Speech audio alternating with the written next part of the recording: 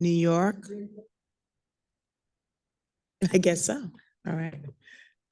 Well, good morning and welcome, everyone. I'm Tremaine Wright, the chair of the Cannabis Control Board, and it's a pleasure to be with you here today. Recognizing that we have a majority of board members present, I'm pleased to call to order another meeting of the Cannabis Control Board and to welcome all of you who are participating in person or via our real-time live stream. We are going to begin with the agenda, and the agenda for this meeting was provided to you all of the board members with your board materials. Is there any objection to adopting the agenda as distributed?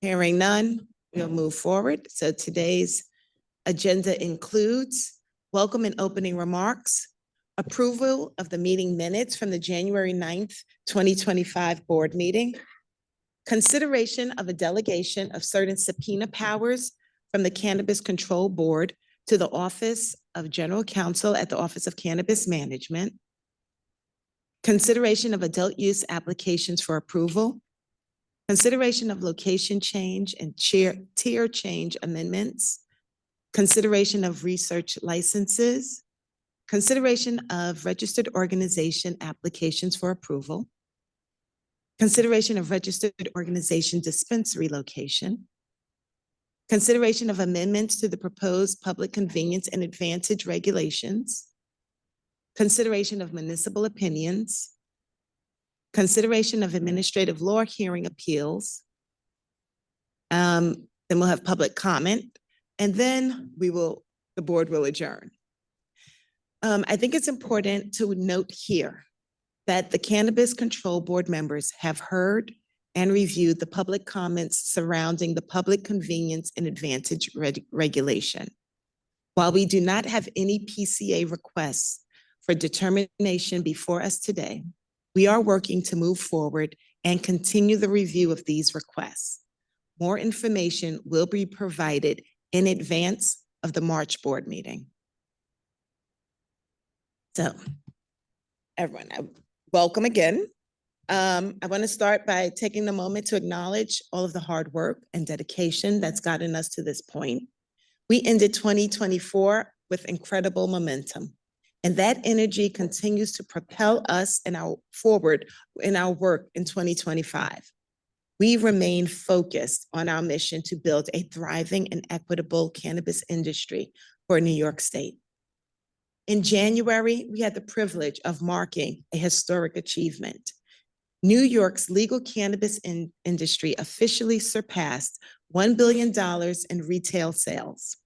And we just passed the milestone of opening over 300 retail dispensaries throughout the state. To celebrate, we gathered for a press conference at the state capitol that highlighted the strength and resilience of our market. And in a moment of pride for our community, we illuminated the Empire State Plaza green, symbolizing both our progress and the future we are shaping together. Thank you. Milestone is just the beginning. 2025 is shaping up to be a year of growth and action.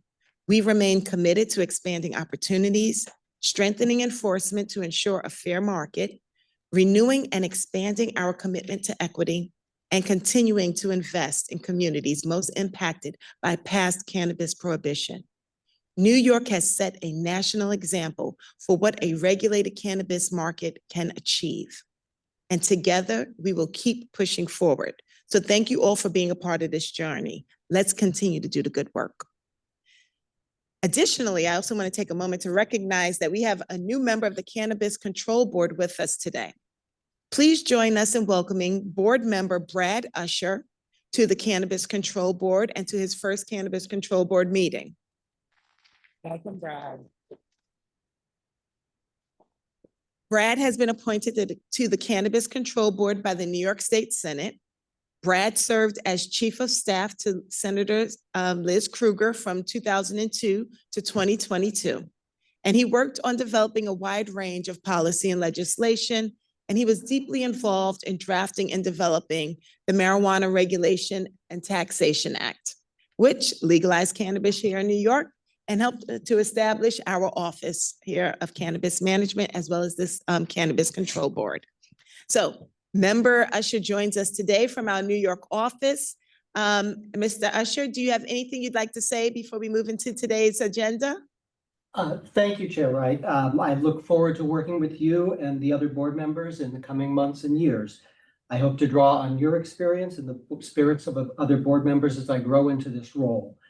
I know I have a lot to learn, but based on my past work in this area, there are some key issues I want to focus on. Building on the successes of the growing program while keeping the focus on the spirit of the law, ensuring real opportunities for those impacted by the drug war. Growing the market with deliberation. That means as we move forward with the rollout of more licenses, we do it in a way that recognizes the role of thoughtful regulation in creating a sustainable market. I look forward to working with all of you as we move forward. Thank you. Thank you. And now I'd like to take a moment and thank Dr. Gilbert Jenkins for all of her work during her time as a member of the Cannabis Control Board. Dr. Jenkins has been a member of this board since January of 2023, and over the past 2 years has been a valued voice helping shape this emerging cannabis market. We wish her the very best in all her future endeavors and appreciate her steadfast support for small business, expertise in agriculture, and overall dedication and insight she contributed to this body. I will now pass it over to our acting executive director, Felicia Reed, for a quick announcement on a couple of staff who are moving on to new exciting opportunities. Thank you, Chair Wright. Good morning, New York Cannabis, and happy Black History Month, and happy Valentine's, Galentine's, and alone with a 96 box of truffles to all who celebrate. It's been a whirlwind year so far, full of growth and progress for the agency. I thank Governor Hochul for her critical supports for cannabis as proposed in this year's executive budget. The agency is moving through 300 plus applications for the CGRF. The C team recently released the Cannabis Banking Directory, and later this month, I'll be testifying at OCM's first ever budget hearing on February 26th. Before I continue today, I do want to apologize to the room. I do have to leave this meeting early. There's been a death in my family, and this afternoon is a funeral, so pardon that. Moving on, I want to say a couple of things relative to staff changes. So I want to take a moment to express, actually I have a script here, but I'm going to go off script. I want to take a moment to thank Tabitha Robinson, who is currently our acting chief. Our acting chief equity officer and executive deputy director of economic development. She's embarking on her next chapter as lead director of the Maryland Cannabis Administration. When I first came to this agency, Tabitha was one of those folks who I was so excited to work with. Her talent, her passion, her commitment to equity, her analysis of things on the ground and things future has been instrumental in shaping the C team and its trajectory through a very tumultuous period. And so I'm so grateful for her presence, for her guidance, for her steadfastness. And honestly, I'm going to miss her terribly. She's been, I always view leadership as the opportunity to teach, but also the opportunity to learn. And Tabitha has been one of those folks who has been a teacher for me. And so thank you so much. I know she's not in the room yet, but I do have something for her, so I'll be giving that to her later. She's parking, she's running. She's part. Well, there's ice, so tell her not to run too fast because I wiped out this morning. What I do want to mention as to our chief equity officer position is that we're still currently in interviews. We're going to be finishing that out through this month, and I'm hopeful to have an announcement early next month. We are not wasting any time in being really pointed and diligent about getting through those paces. There she is. Hi, Tabitha.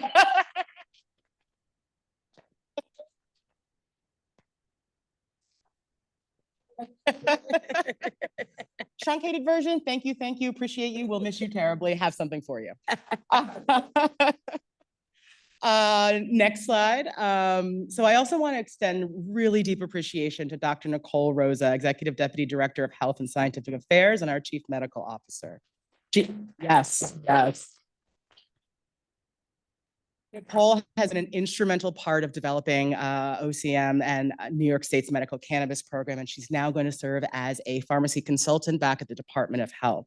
Her expertise and commitment have been vital to OCM's work. And I will say, just as a leader and as a manager, the way in which she cares for her team, the way she's deeply thoughtful about the things that we do as an agency, the meticulousness. I always think I'm a little verbose in terms of answering emails. That does not match Nicole, who's so detailed and present in everything that she writes. And so I will also miss her as she is moving on, but I'm so happy and thrilled for her new transition. So thank you, Nicole. We will miss you already. And, but your work and your legacy will live on at the agency. Next slide. Cannabis history is Black history. So this Black History Month, OCM joins its sibling agencies in celebrating as an agency Black History Month. This is the first time the agency has done that. One of the things that I'm so excited about is some of you I see around the room have pins and stickers designed by Laura Providence over there on our public affairs team. Incredible work, incredible vision. One of the things that was really important to highlight as a matter of Black History Month in cannabis is how long that history has existed and how much Black communities have shaped cannabis both internationally and in this country. So look toward our social media. We've been posting since Monday and we'll go through next Thursday with history and information on the intersection of Black history and cannabis. And please share on because that story is incredibly important to tell. With that, Madam Chair, back to you. Thank you, Felicia.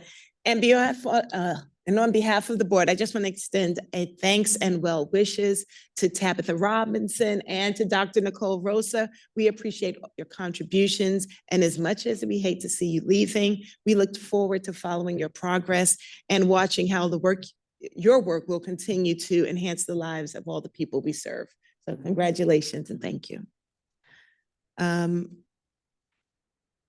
Now, for our first order of business, we're going to approve the meeting minutes from the January 9th, 2025 board meeting.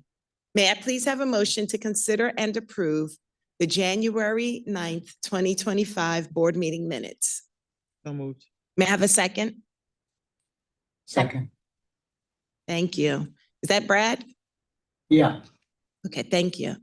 Is there any discussion on this motion by any board members?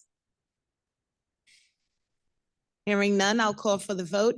All in favor? Aye. Aye. Aye. The motion to approve January 9th, 2025 board meeting minutes carries. Next, we'll move on to some of our resolutions for the day. May I have a motion to consider and approve resolution number 2025-03, consideration of delegation of certain subpoena powers from the Cannabis Control Board to the Office of General Counsel at the Office of Cannabis Management. So moved. May I have a second? Second. I'll now ask the Office of Cannabis Management to provide a brief overview of this resolution. Thank you, Madam Chair. As the market matures, threats to the integrity of our market and the value of small equity business licenses become more and more complex and more frequent. As an agency, we are well aware of the issues out there, and I've also heard the alarm bells across the industry. Certainly, we're at a critical place in time as the New York industry moves from a jog to a sprint. On several occasions, I've called the role of regulation an iron fist and a velvet glove, which means that as much as it is the role of OCM to foster opportunities and build capacities in cannabis, as regulators, we must be aggressive, if not downright dogged, about the integrity of our market. Examples of violations of the cannabis law and regulations that threaten market integrity are many, but inversion of product into the New York marketplace, predatory lending and predatory service and management agreements, impermissible license aggregation, also known as license stacking, and anything that compromises the ownership or control of small and equity businesses. Often, these violations are hidden from oversight and buried in complex agreements, but we have a response to that. In response to the rise in these types of violations in the cannabis marketplace, I've installed a new unit in OCM in the Office of General Counsel called the Trade Practice Bureau. The Trade Practice Bureau will be responsible for conducting these types of reviews, and we are building a team staffed with attorneys, field auditors, and analysts. I'm glad to announce that Jim Rogers, sitting right over there, is currently a member of our C team leading small business development and has substantial experience in these types of investigations. Will be leading this new team. Thank you, thank you, thank you, Jim. This leads us back to the resolution before the board today. The office has a need to expand its available tools to pursue complex investigations and to reveal violations of the cannabis law and regulations that impact the integrity of the market. One of the tools that would greatly increase our ability to pursue these investigations is the issuance of subpoenas for testimony and the administration of oaths. The resolution before you pertains to the Cannabis Control Board's power pursuant to subdivision 6 of section 10 of the cannabis law to hold hearings, subpoena witnesses, compel their attendance, administer oaths, examine any person under oath, and in connection therewith, to require the production of any books and records. The resolution delegates that power to the office pursuant to subdivision 23 of section 10 of the cannabis law, which grants the CCB the authority to delegate any function, power, or duty in section 10 to the office. Now, for folks who've worked with me, this won't come as a surprise, but I always like to ensure that the work I lead stands on solid policy and process grounds before moving. The resolution before you delegates subdivision 6, section 10 authority from the CCB to certain attorneys in OCM's Office of General Counsel. While this authority is needed for the office's new Trade Practice Bureau, OCM's Office of General Counsel also requires its authority for other enforcement investigations. This type of delegation is typical for enforcement powers for an agency that is conducting such regulatory investigations. Thank you, and I'm glad to answer any questions that the board may have. Thank you. Are there any questions from the board? I am glad, I'm gonna jump in. I'm glad that you addressed that this resolution does extend beyond the trade practices, because I think a large part of the conversation for board members was that this was a power that was being specifically requested because of this one new group that was going to be looking into enforcement and essentially just all of the trade practices. And I did notice that it says that can be exercised by any attorney assigned to the office. And I did have a discussion with our general counsel about this, about rephrasing this and limiting it to any attorney at the deputy counsel level or higher assigned to the Office of General Counsel within the Office of Cannabis Management. That would thereafter limit it to maybe about 8 or 9 lawyers in the That'd department. be the most senior in Right. OGC. Yes, and it would capture the lead attorney in the trade bureau practice. And so I did want to present that to the other board members, and I would like to ask them if they would amend our resolution to put that caveat in it. Could we have clarity from the office how that amendment would impact the flow of work and your ability to do the work? So ordinarily, when it comes to investigations, though, when we're thinking about a structure within an office, we're always ensuring that those who are leading the office have the ability to navigate certain issues and complexities within the market and within the work. So even though attorneys, and I don't like to sort of talk bureaucratically and say attorneys lower down, but attorneys who are in the Office of General Counsel will do some of the review work and legal analysis. All of that sort of investigatory power will funnel up through the leads in Office of General Counsel. So that would limit it to those few attorneys who are at the top of OGC. Yeah. So I just want to, I'm sorry, clarity. So you're saying, Felicia, that the chair's proposed amendment would not impact how you're envisioning this office working or operating? Correct. Thank you. So I'm Are there fine with the any- amendment. Okay. If others are.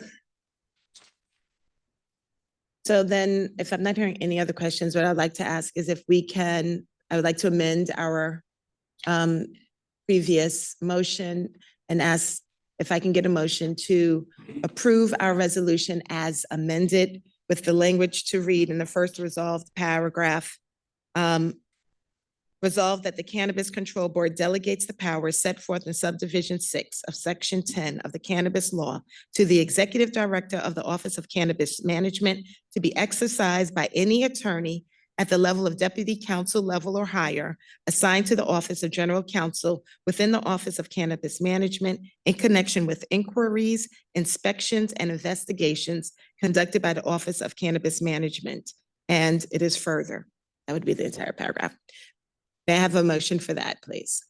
So moved. And may I have a second? Second. Okay. And if there isn't any more discussion, questions, or comments, I'll call for the vote. Mr. Usher, Yes. Ms. Knight, Yes. Ms. Garcia, Aye. And I vote in the affirmative as well. The motion to approve resolution number 2025-03, consideration of delegation of certain subpoena powers from the Cannabis Control Board to the Office of Cannabis Management carries. Next, may I have a motion to consider and approve resolution number 2025-04, consideration of adult use cannabis licenses.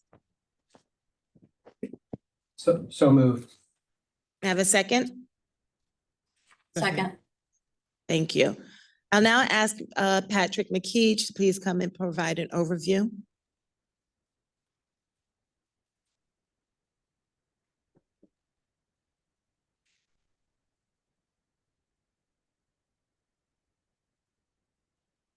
Good morning. Yes, of course. Oop. Testing. Not on. Oh, there you go. There we go. Sorry about that. Oh. Thank you, Matt.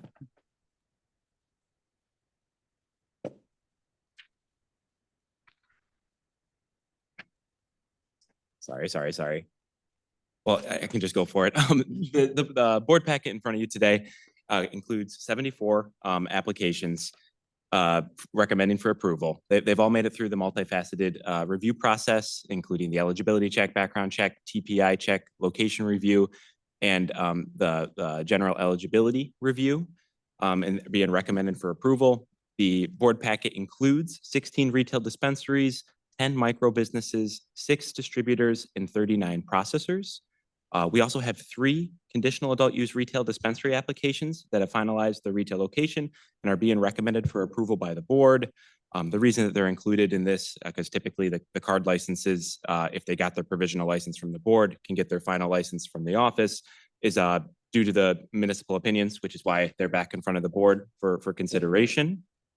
As a quick side note on the card licenses issued to date, we are very excited to announce that over 240 final card licenses have been issued. That leaves roughly 300 card provisional licensees that are still working through the process of finding a viable retail dispensary location and submitting their post-selection application materials.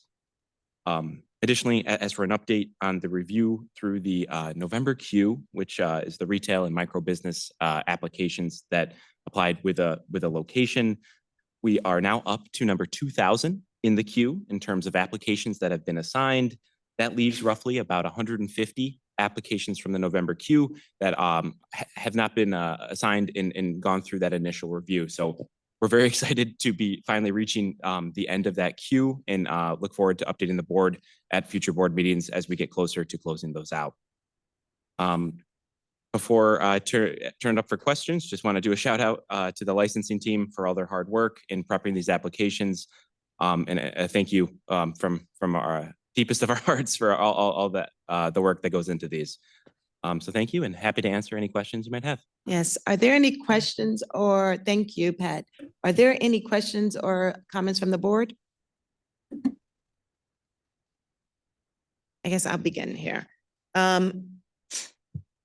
Strikingly, there are no cultivation licenses included in this packet of applications. What is happening with our cultivation licenses?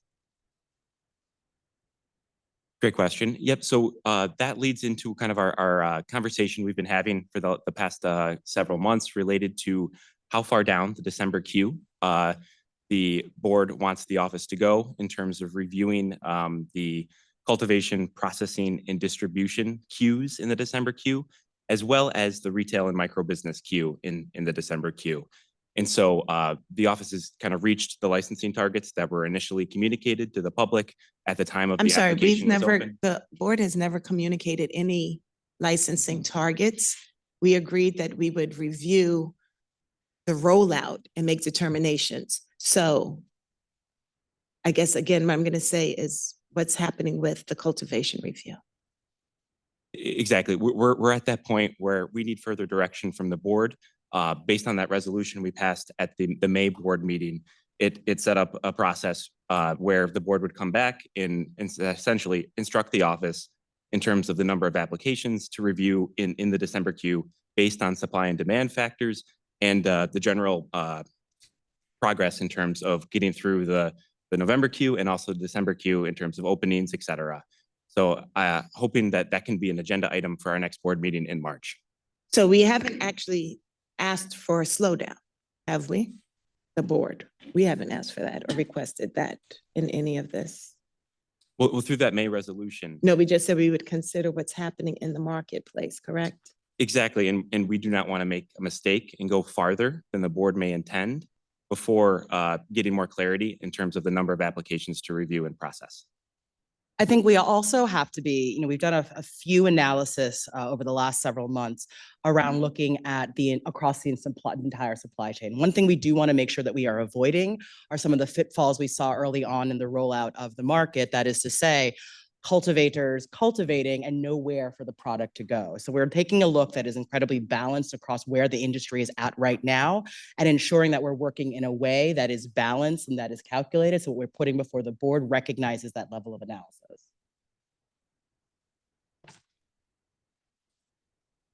Well, I guess I'm leaning into this just because it's stark that there's no cultivation. We've given out licenses to people that have not yet put a seed in dirt. And it's hard to make an assessment from what I'm understanding. It's hard to make an assessment by projecting what we anticipate these people may be able to grow and if they ever grow versus using real numbers and or real production records. So I just want to share that I am very concerned that we are not processing cultivation applications. Similar to everybody else in all of our application queues, they're waiting for word from us. So I want to raise that and make sure that we keep it at the front of our minds here. And then I also wanted to ask about the number of type 3 processing licenses. I think that there are almost 40 of the 74 are type 3 processing licenses. 19 of the 39 processors that are in the packet today. 19 are the branding license, and then 20 are either type 1 or type 2. Well, in my review of the documents provided to me, I counted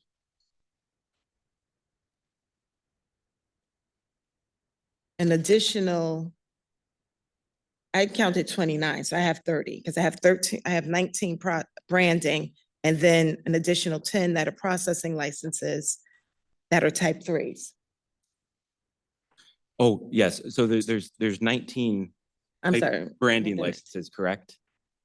Mhm. And then there is this other category of type 3, but those have a slightly different authorization depending on what they selected in the initial processing application. So those are from the October window before we essentially broke out the branding license separate. So those type 3 licenses have the ability to process cannabis flower products.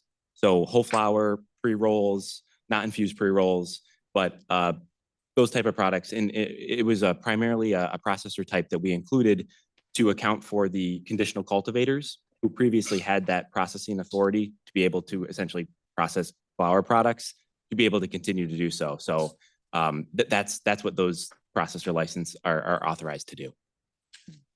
And then I noticed that most of our branding applicants have not yet identified with whom they intend to work or who they're going to have a goods and services agreement with. What are we putting in place to capture that and then to refer back that information? That is correct. And we plan to collect that information after the license has been issued.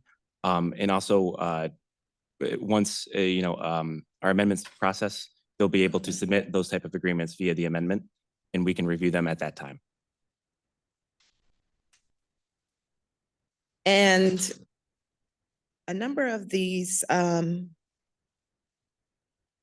use dispensaries that have come in before us have agreed to stipulations with their municipalities. I just want to be clear, are we capturing that information and keeping a record of that as we move forward with licensing? Because it seems as though we are agreeing to or passing their or approving a license, I should say, with the understanding that they are that there will be compliance and good faith to agree to maintain those agreements. Yes, and the agreements between the retail dispensary and the community boards are agreements between them. We're not enforcing the stipulations between agreements with community boards and licensees. That is between the community board and the licensee. So we're not considering those factors in the compliance and good faith of their execution of their license? Is that what we're saying? Correct. Yeah, we would use our regulations that are in place in terms of whether or not the licensee is adhering to all of those compliance measures. And we also have approvals here for licensees that do not yet have their town's approvals for permits or approvals that are required by local planning boards. Are their licenses fully approved without those special permits and or agreements being in place? Yes, but it's on the licensee to work with their local municipality. If there's any additional local authorizations to obtain to open their license. For instance, I know there's a couple of municipalities we've encountered. They will not issue a certificate of occupancy to a particular retail dispensary unless they have a license from us. And of course, they can't open unless they get their certificate of occupancy from their local municipality. So we have run into that situation. It kind of becomes a chicken and the egg a little bit. But it would be on that licensee to then work with their local municipality to get those final checks. And that'll be part of our pre-operational inspection from the compliance team before they get the green light to open their doors. And I just also want to get clarity. If we are processing applications from applicants who have other existing licenses, and our process is to award a license and then to have them submit or return or to return the existing licenses. Is that our practice? Sorry, so someone has. So someone that has licenses already that's being put forth for an approval that already has existing licenses. Okay. Um, Yeah, so are they surrendering them and then we give them a license? Is that when the license become a practice? Is that the practice? Is that how we're moving forward with this? I'm trying to understand the process no, there. gotcha. I understand you now. Yeah, so there's certain license types where you can obtain another license. So if you're a cultivator, you are allowed to obtain a processor license. And then if you are a processor, you're allowed to obtain a distributor license, but only for the distribution of your own product. So those kind of three supply side licenses, we are seeing a lot of cultivators who want to then process their own product and then potentially distribute their own product. And so that's the most common situation where someone would have multiple licenses. And the way the MRTA and our regulations are structured is that they're each a separate license from cultivation, processing, and distribution. And a number of our community boards have written letters that complain that our proposed licensees, particularly our dispensaries, are too close to public youth facilities, and usually they are identifying community facilities. Can you explain what is a public youth facility versus a school or just a community facility? Absolutely. So public youth facilities are defined in Part 119 of our regulations, and they are an option available to local municipalities to pass a local law or ordinance to designate an area as a public youth facility. And then depending on how their local law or ordinance is structured, they can then put essentially, lack of a better term, a buffer zone between that public youth facility and a proposed dispensary locations up to 500 feet. So it does take some proactive work from a local municipality to designate a public use facility, but once designated, they'll be treated similar to the reviews related to schools and houses of worship in terms of proximity requirements. And while we're talking about locations, I just want to ask for clarity. If we have a dispensary applicant that needs to submit a new location because their initial location is deemed ineligible, are they required to utilize the amendment survey to submit those new locations? Yep. So if they've already received their license, the amendment survey is the way for them to Okay. submit that. Yep. Okay, I just wanted to make sure. Yep. That we're clarifying that. Are there any other questions or comments from board members? Yes, could I ask if staff could look at cultivation capacity? Give us a sense of what that looks like. Absolutely, yes.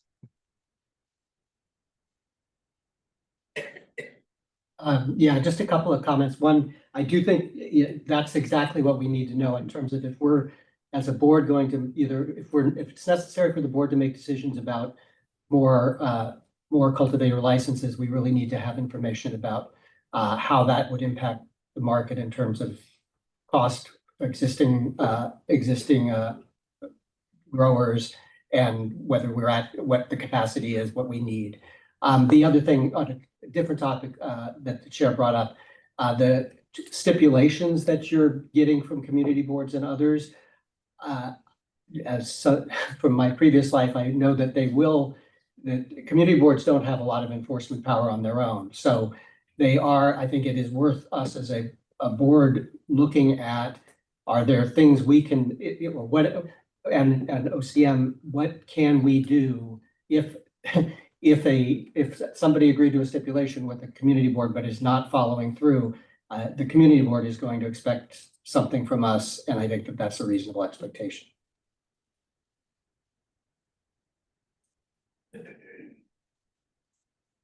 Thank you. Are any other comments, concerns from board members? Okay, hearing none, I will call for the vote. Mr. Usher, Aye. Ms. Knight, Aye. Ms. Garcia, Aye. and I vote in the affirmative as well. The motion to approve resolution number 2025-04, consideration of adult use cannabis licenses, carries.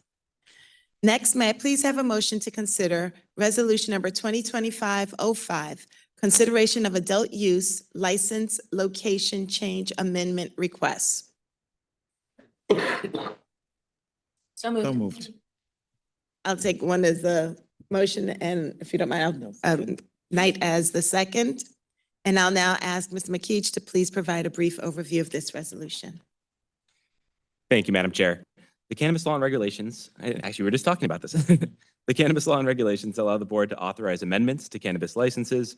The office launched that amendment survey, which is available on the office's website under the licensing tab, which allows adult use cannabis licensees to request certain amendments, including location changes, which in accordance with our regulations require board approval. The amendment requests before the board today include both supply-side licensees and retail licensees. In total, there are 49 licensees who are requesting a location or cultivation method change in some form. I will comment that the number of amendments is slightly higher than our normal number of amendments at our monthly board meetings. And this is partly due to not having clarity at our previous board meeting in terms of if we could process amendments. Thankfully, we did get some clarity as a result of a pending injunction that amendments are fair game and we can continue processing those, which is why we have a slightly higher number of amendments at this February board meeting than past. Thank you. I'm happy to answer any additional questions the board may have. Thank you. Are there any questions, comments from the board members?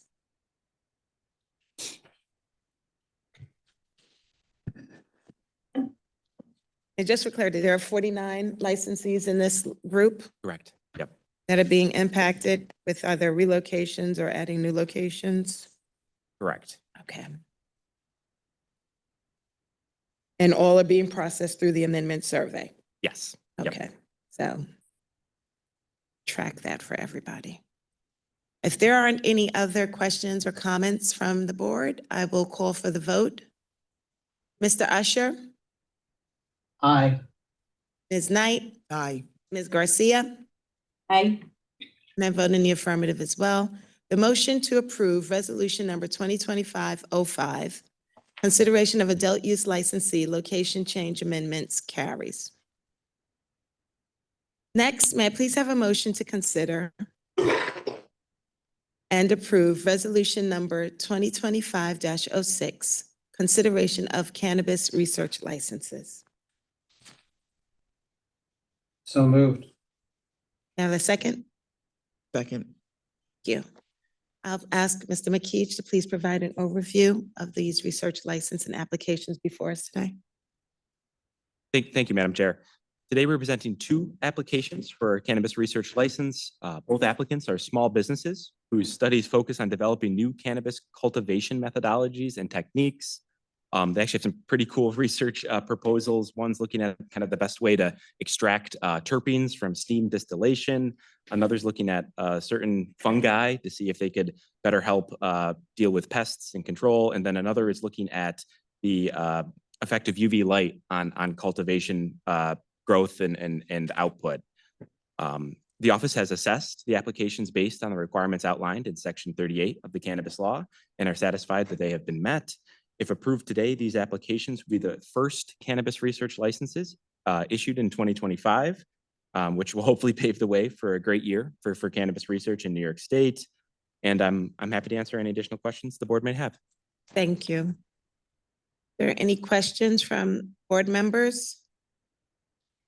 Have we Madam gotten Exec- any results? Have we gotten any preliminary results from the research licensees we've already approved in the last year or so? Yeah, that's a great question. And I know actually our first research licenses are coming up on their renewal period. So we'll be seeing them again soon. But the office can follow up with more information there once we talk to a couple folks on our side to get you that detail. Great.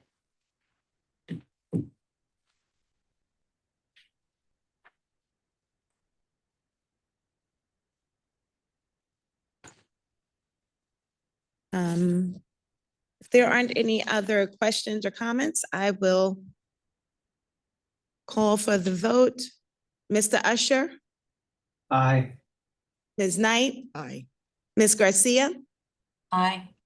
and I vote in the affirmative as well. The motion to approve resolution number 2025-06, consideration of cannabis research licenses carries. As we move on to our next item before us, may I please have a motion to consider resolution number 2025-07, consideration of registered organization applications for approval. So moved.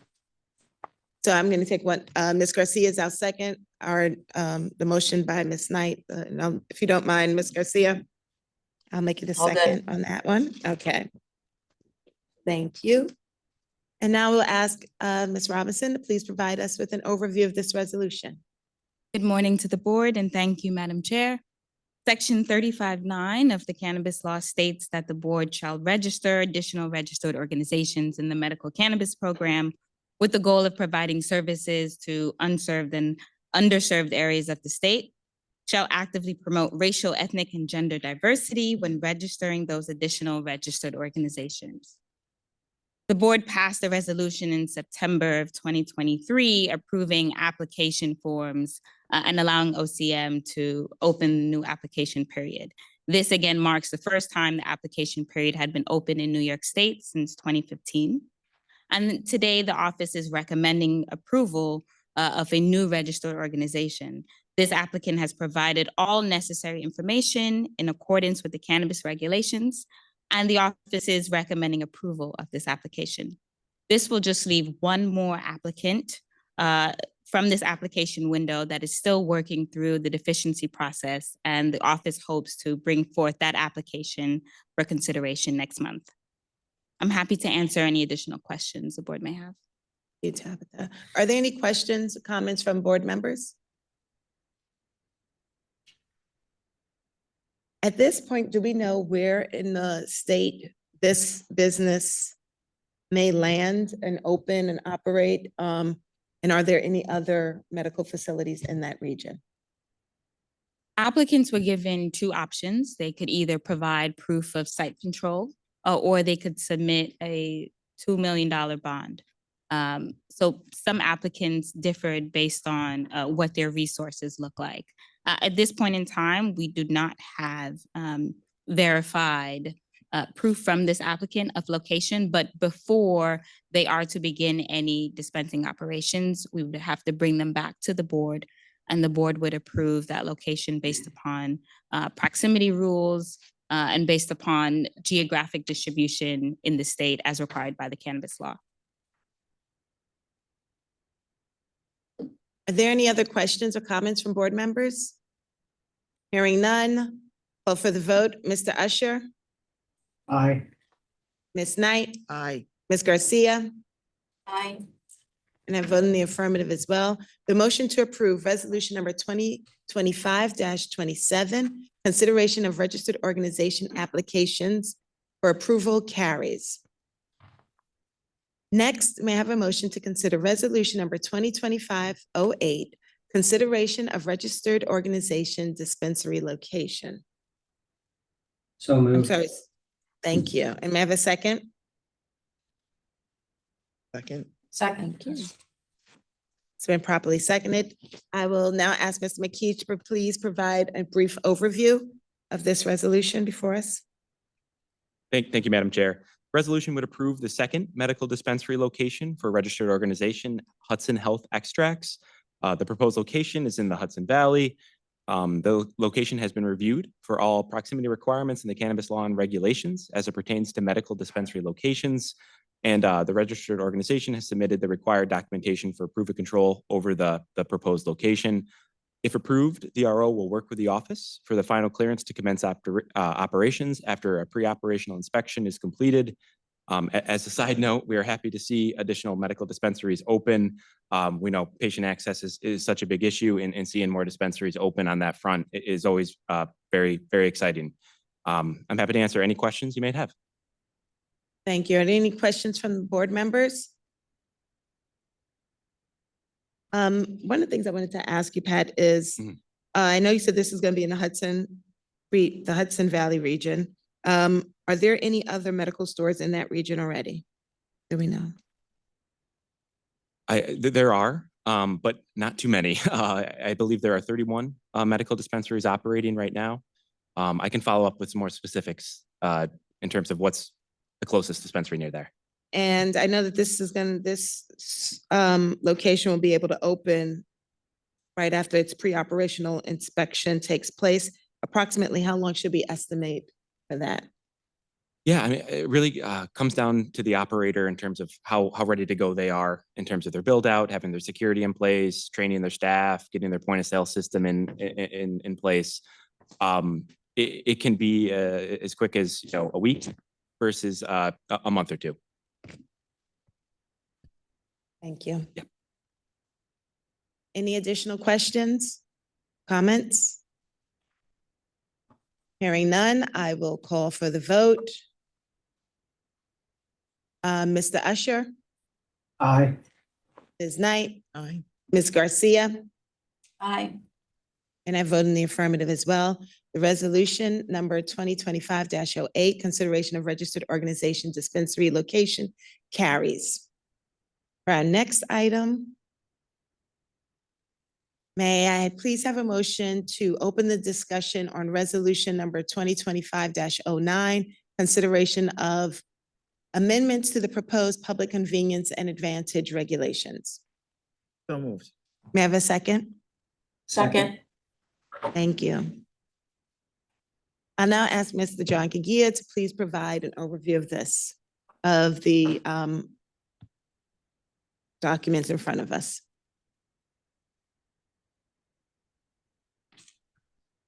Thank you very much, Madam Chair and board members. The proposed amendments to Part 118.1 and 119.4 were published in the State Register on October 23rd, 2024, per board resolution, and see resolution number 2024-96. These amendments address the process for applicants to seek public convenience and advantage reviews because of our location proximity restrictions between retail dispensaries. The public comment for the initial proposed regulations concluded on December 3rd, 2024. The office received overwhelmingly negative feedback from the public, arguing that the proposed regulations required more specific criteria to prevent the oversaturation of retail dispensary locations. Commenters included applicants and licensees, elected officials, public health organizations, local municipalities, and community boards.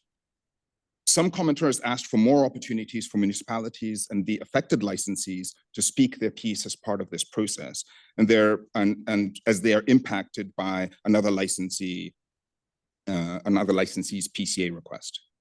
Several commenters were also concerned about the impact of increased retail density on public health, with particular concerns for youth and adolescents, with commenters pointing to similar evidence of negative health outcomes while studying the retail density of tobacco and alcohol retail establishments.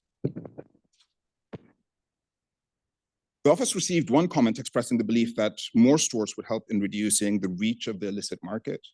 And after reviewing all of these comments, the office is proposing substantial changes, which will require that a notice of revised municipal rulemaking or revised rulemaking be published in the state register, allowing for an additional round of public comment.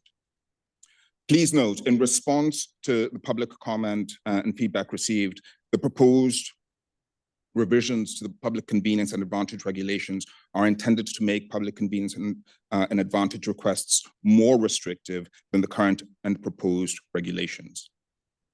The proposed revisions include removing the ability to request a public convenience and advantage request if the proposed location is closer than 500 feet for a municipality of 2,000 residents or more, or is closer than 1,000 feet in a municipality that has a population of less than 20,000 residents.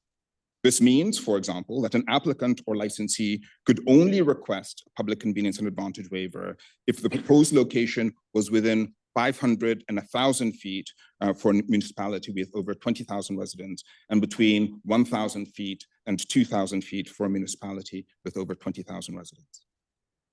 Currently, the effective PCA regulations and proposed regulations that just went out for public comment period would allow for a PCA request for any distance between dispensaries. So this change creates a line in the sand where the PCA could not be considered for those thresholds below 500 feet in more populous jurisdictions and below 1,000 feet in less densely populated jurisdictions.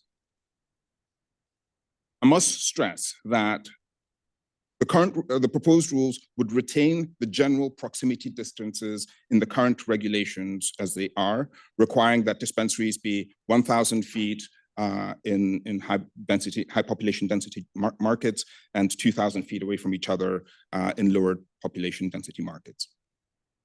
If proposing a location that is within 500 feet to 1,000 feet of another dispensary, the only way for that location to be approved is if it goes through the board's public convenience and advantage approval process. The proposed revisions also require that a PCA request can only be made if the retail dispensary location in conflict has been in operation for at least 9 months. This means that if I submit a proposed location and the dispensary in conflict has not been operational for at least 9 months, a PCA request cannot be submitted at the time. This proposal is to try and make sure that the new businesses that have the opportunity, this proposal is to try and make sure that new businesses have the opportunity to begin operations, to set their routes, and allow additional time for dispensaries in the area, since it's quite difficult to determine questions like market saturation if nobody has been operational before you start allowing these public convenience and advantage approvals. The proposed revisions also outline that a PCA request cannot be made if the proposed location conflicts with 2 or more licensees of the same type. So if the proposed retail dispensary location conflicts with a micro business and a retailer, they can, the applicant can request a PCA waiver if it's within the allowed distances. If it conflicts with 2 retail dispensaries, the applicant would not be able to request a PCA waiver. Or similarly, if it conflicts with 2 micro businesses, the applicant would not be able to request that waiver. The proposed revisions also clarify that the burden to prove it is in the public convenience and advantage to prove the location would be placed upon the applicant or licensee who is making the PCA request. And it is on that applicant to demonstrate that the state of New York has an economic interest in that additional location being granted. And particularly that the addition of that location would minimize collateral consequences related to the pace of the market's growth. Lastly, the proposed regulations seek to create a notification process that requires the applicant or licensee who is seeking the PCA request to notify the existing licensees in the proximity radius and allows those licensees to submit a response to the board for consideration as the board is making that PCA decision. It also allows them to be heard as in the board meeting where the PCA waiver is being considered. This is all in an effort to make sure that the parties impacted by the PCA waiver requests have the ability to share information to the board as the board considers the waiver request. Additionally, the amended version retains the provision to require that the notification be sent to the municipality or community board of the applicant or the licensee, and to ensure that the municipality or community board has time to respond, has time to provide an opinion in response to that request. In summary, the proposed revisions to the PCA regulations would add additional structure and notification requirements to the PCA process and make it more difficult to have a PCA request approved than the current regulations. And this is based on the feedback that we received from the comment. So with that, happy to answer any questions that you might have. Thank you, John. I guess we'll open the discussion for board members. Any questions, comments, discussion? Board members? I think that this is a real strong step in the right direction. It fits what I consider important, which is deliberative regulation. I believe that this establishes much clearer standards than exist now, and it was the development of this was very responsive to the comments that were received. So I think this is a big step forward.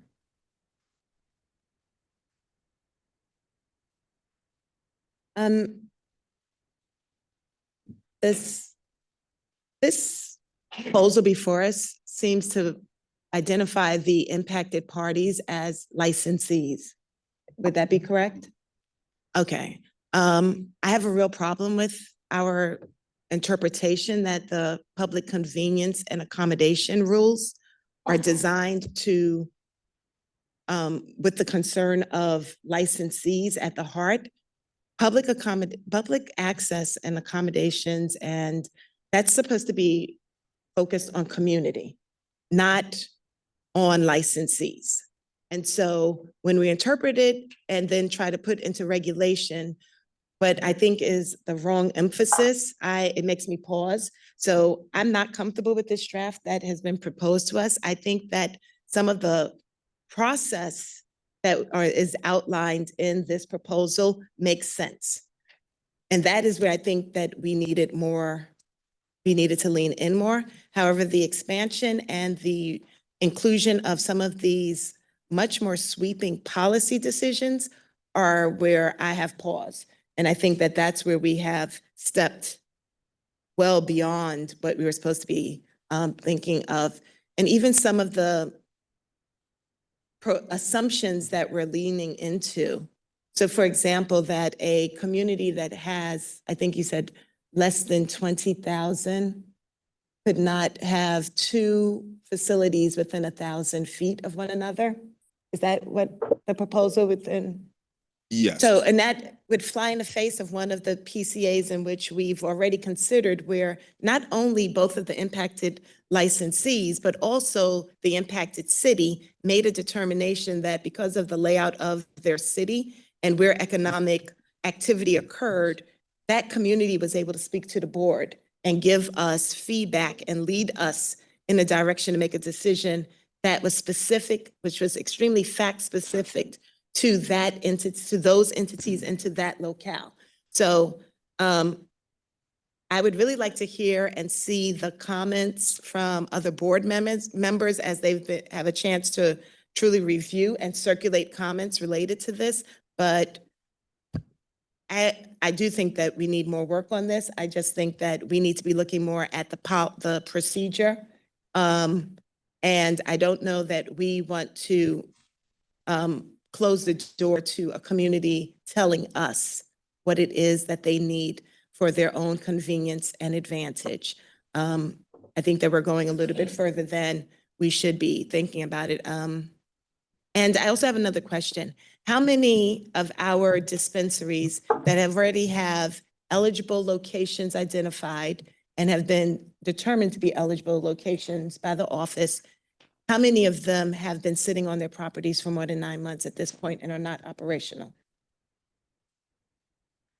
Chair Wright, if I might address the first part of your comment. So I actually view this a little bit differently. I think, as a board and as a state agency, I'll speak to the state agency side because I can't speak for the board, but I think it's in our overall best interest, especially given the feedback. And I want to hammer home the fact that a lot of these changes are based on the feedback that we've gotten from communities, from members, from folks who are on the ground living in this industry every single day. And so this process sort of recognizes that fact that as licensure proceeds, as folks, make their community impacts, it's for us to be able to hear that feedback from interested parties in order to make a best decision. Because I think my concern is that, we don't want to be too divorced from what is happening on the ground. And I think this offers an opportunity to recognize that businesses in the locality know that story better than we do and can tell that story better than we do. And of course, ultimately, it is for the board to determine where that lands.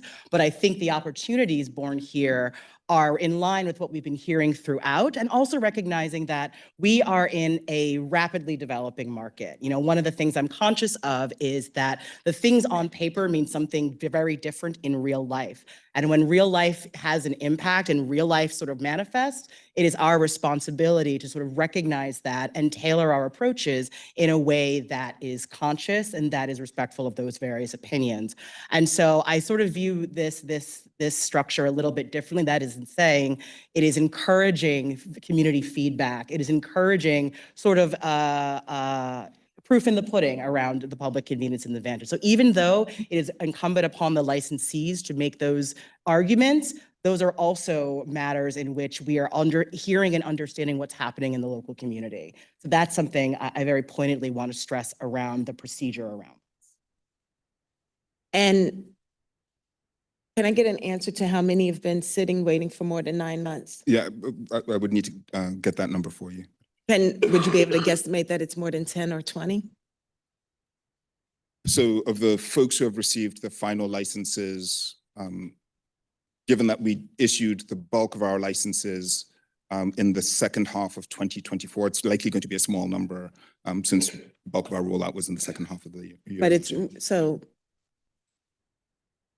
we have not the bulk, but A subset. we have a subset that has been sitting for more than 9 months.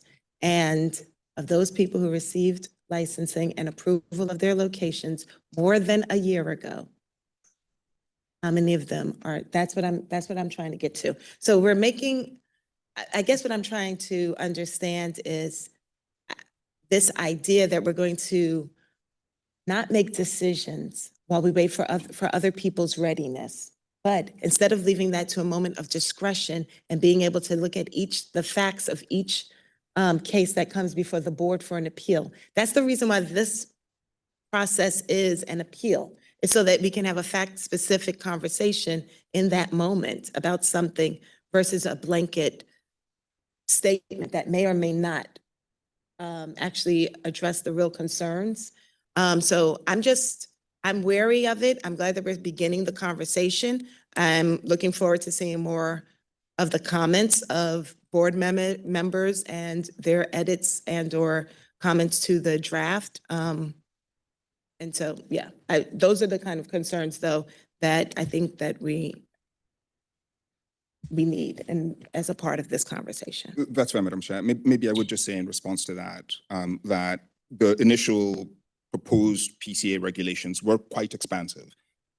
What the amendments we're proposing here are literally just in response to the very robust public feedback that we received that was asking for more structure. And so the areas in which we established kind of these criteria were based on the feedback that we had received from the overwhelming majority of the comments that we received that were requesting more rigid kind of boundaries on how these would be considered. And I'm with you. I didn't like that draft either.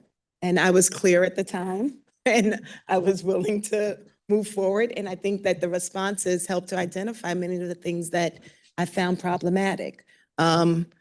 But I don't think that this draft gets us to the goal, is the only thing that I'm saying. So Chair. I guess I wouldn't say, I was going to ask if there are any other comments from other board members. Do you So mind if I Jess? just make a quick comment? And so, and I've heard this in other industries, but one of the things that's incredibly important for business and for applicants is to know what to expect. I think, you know, in this particular market, things move so quickly. I think that the conversations we're having today are not going to be the conversations we're having in a year or two from now, and that's a good thing. But I think for businesses who are caught in this space of navigating this industry, they have to have an understanding of what is going on around them and what they can expect. And so I think the effort to bring more transparency to that process is always welcome, I think.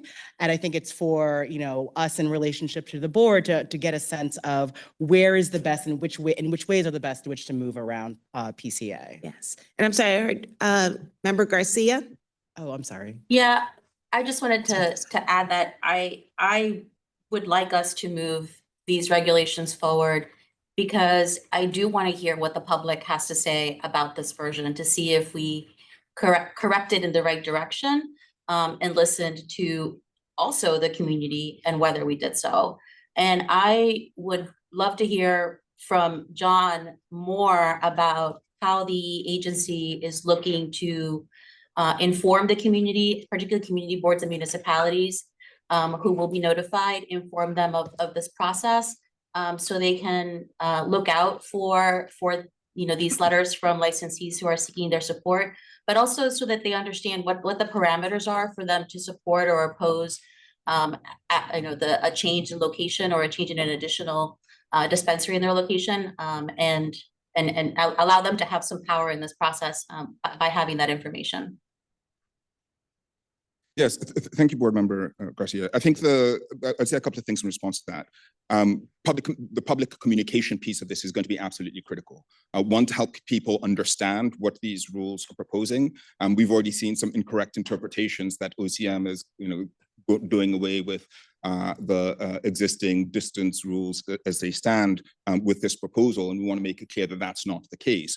What this is doing is keep the current rules, distance requirements in place, and provides a process by which folks can make a request for a waiver that would allow them to be in distances closer than what is currently stipulated in the regs. We think it's going to be critical to ensure that the municipalities understand the distinction between the initial municipal notification for a cannabis dispensary versus one which is requesting that the location be granted or be considered under the PCA process. So we're certainly going to have some work to do here to ensure that our communities and the licensees, both pending and operational, understand how this process is going to work. We'll build a robust rubric around that. But we hear you loud and clear that it's going to be critical for all our stakeholders to understand both what this process does and how it works if it's going to be effective.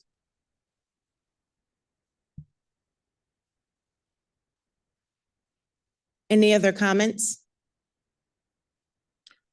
I think it's important to put this back out to the public so we can get their feedback and time is of the essence, I think, at this. So point. we actually we have existing regulations and we are not prohibited from, as we said at the top of the meeting, the thing that was missing in our original, I guess, iteration of PCAs were some of the process stuff. And so we actually have existing regs, which we've utilized already. And we were supposed to be building out the process of how people communicate to us that they would like to do it.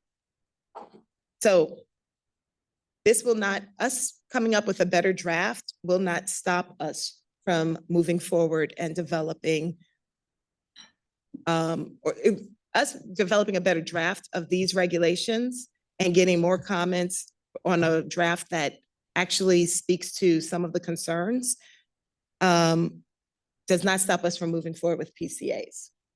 And I guess that's where I feel like we're constantly racing to do something. And I would really ask the board members to consider pausing so that we can have a real draft that we are submitting back to the public that reflects at least the draft that we've seen of each other's comments, that looks and allows us to have a little bit more deliberation and exchange.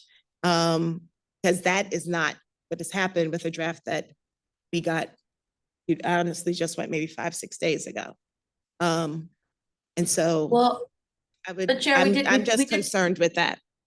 we did have an opportunity to review this though, and I do recall giving my comments to the staff earlier But I on. guess you've reviewed them, but none of the board members heard your comments, is what I'm saying.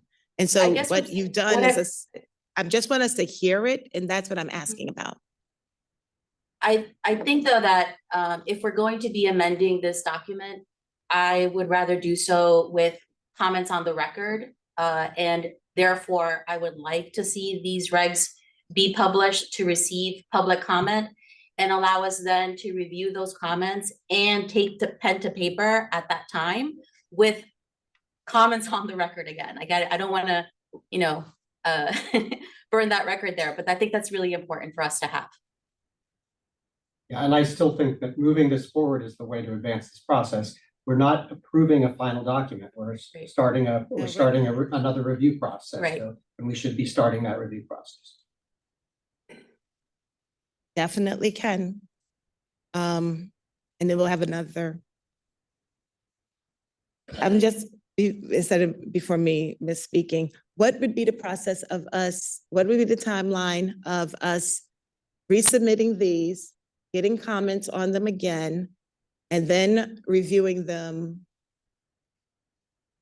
And they becoming, and if we have to make more comments on them, what will be, so essentially, I want to know, what is that timeline?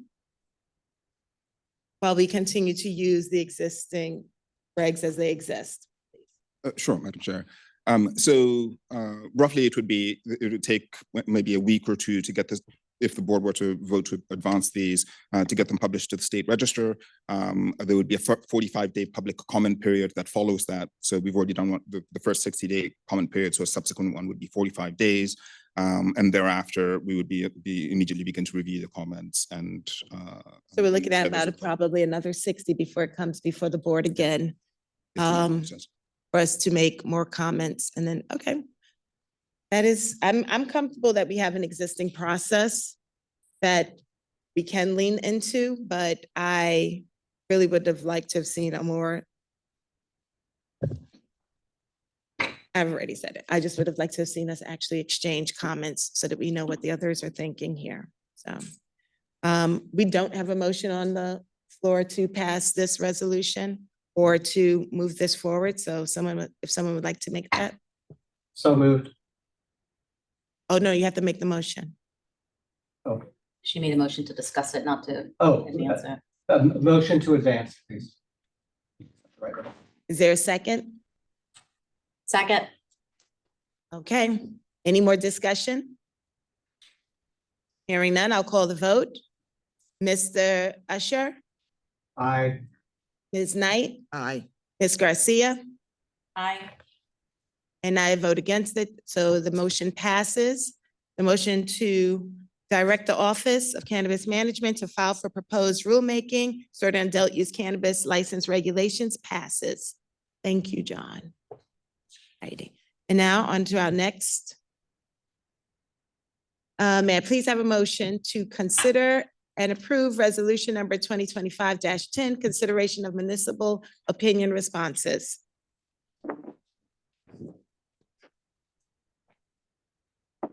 So move. Okay. Can I get a second? Second. Second. All right, I'll please ask Mr. McKeach to please provide an overview of this resolution. Thank you, Madam Chair. Section 76(4) of the cannabis law provides that when a city, town, or village within New York State or a community board within New York City expresses an opinion either for or against the board's issuance of a license authorizing retail cannabis sale within their geographic boundaries, the board shall respond in writing with an explanation as to how they consider the opinion. At the July 2024 board meeting, the board delegated to the office the ability to respond to municipalities that issued a positive or neutral opinion. And the board retained the authority to issue letters to municipalities that provided a negative opinion. The letters attached to this resolution are responses from the board to respond to municipalities that have issued a negative opinion from licenses that have already been issued. Please note that the office anticipates there will be one or two more of these type of resolutions as we work through the backlog from licenses that have already been issued. And happy to answer any questions the board may have. Are there any questions, comments from the board? Go ahead. Mr. Usher? So there's a set of responses and then there's a set of additional letters in the back that I'm not sure are related to those responses. Can you explain like the letters from the town of Babylon and Kingston? Are those?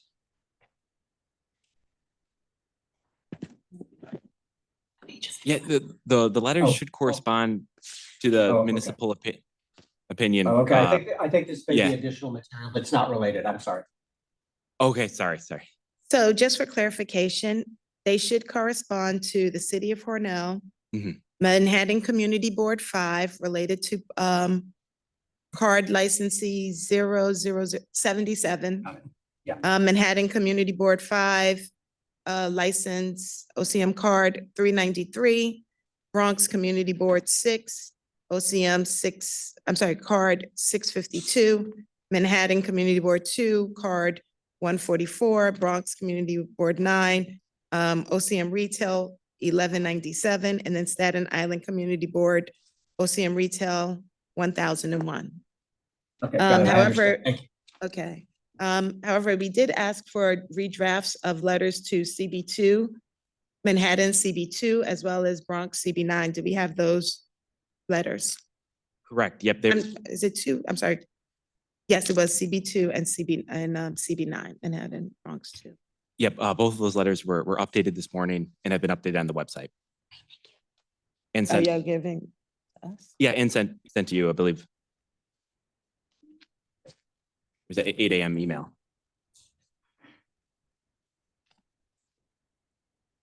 Hope it's sent.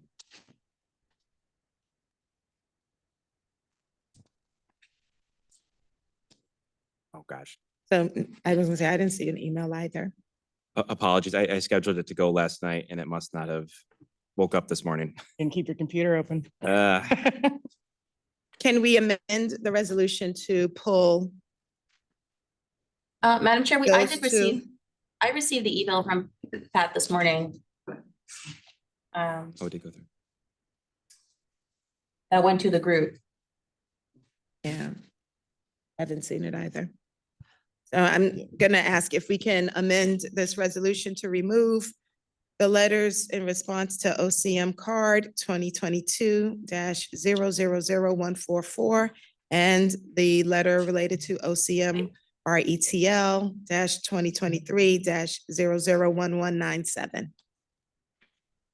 Chair, would you be open to amending the resolution to remove, but to delegate you with the power to send those once you reviewed the new drafts? So that we don't have to wait another month? Yes. Yes. Great. So I'm just gonna restate the whole amendment. So we have moved to amend resolution number 2025-11 to remove two letters which are related to the application numbers ending 000144 and 001197, both of which are to be submitted and reviewed by the chair and then authorized to send out thereafter. Are there any other questions or comments by the board? Hearing none, I'll call for the vote. Mr. Usher, Aye. Ms. Knight, Aye. Ms. Garcia, Aye. and I vote in the affirmative as well. The motion approves resolution number 2025 is it 10 or 11? I'm sorry. What's the right one? I I haven't think even, it's 10. it is 10, 10, yes. sorry.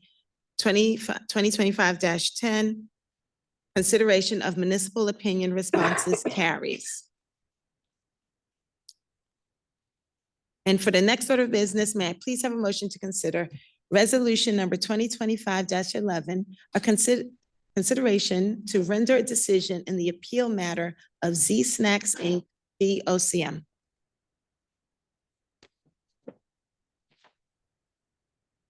Good morning, board members, and good morning, Madam Chair.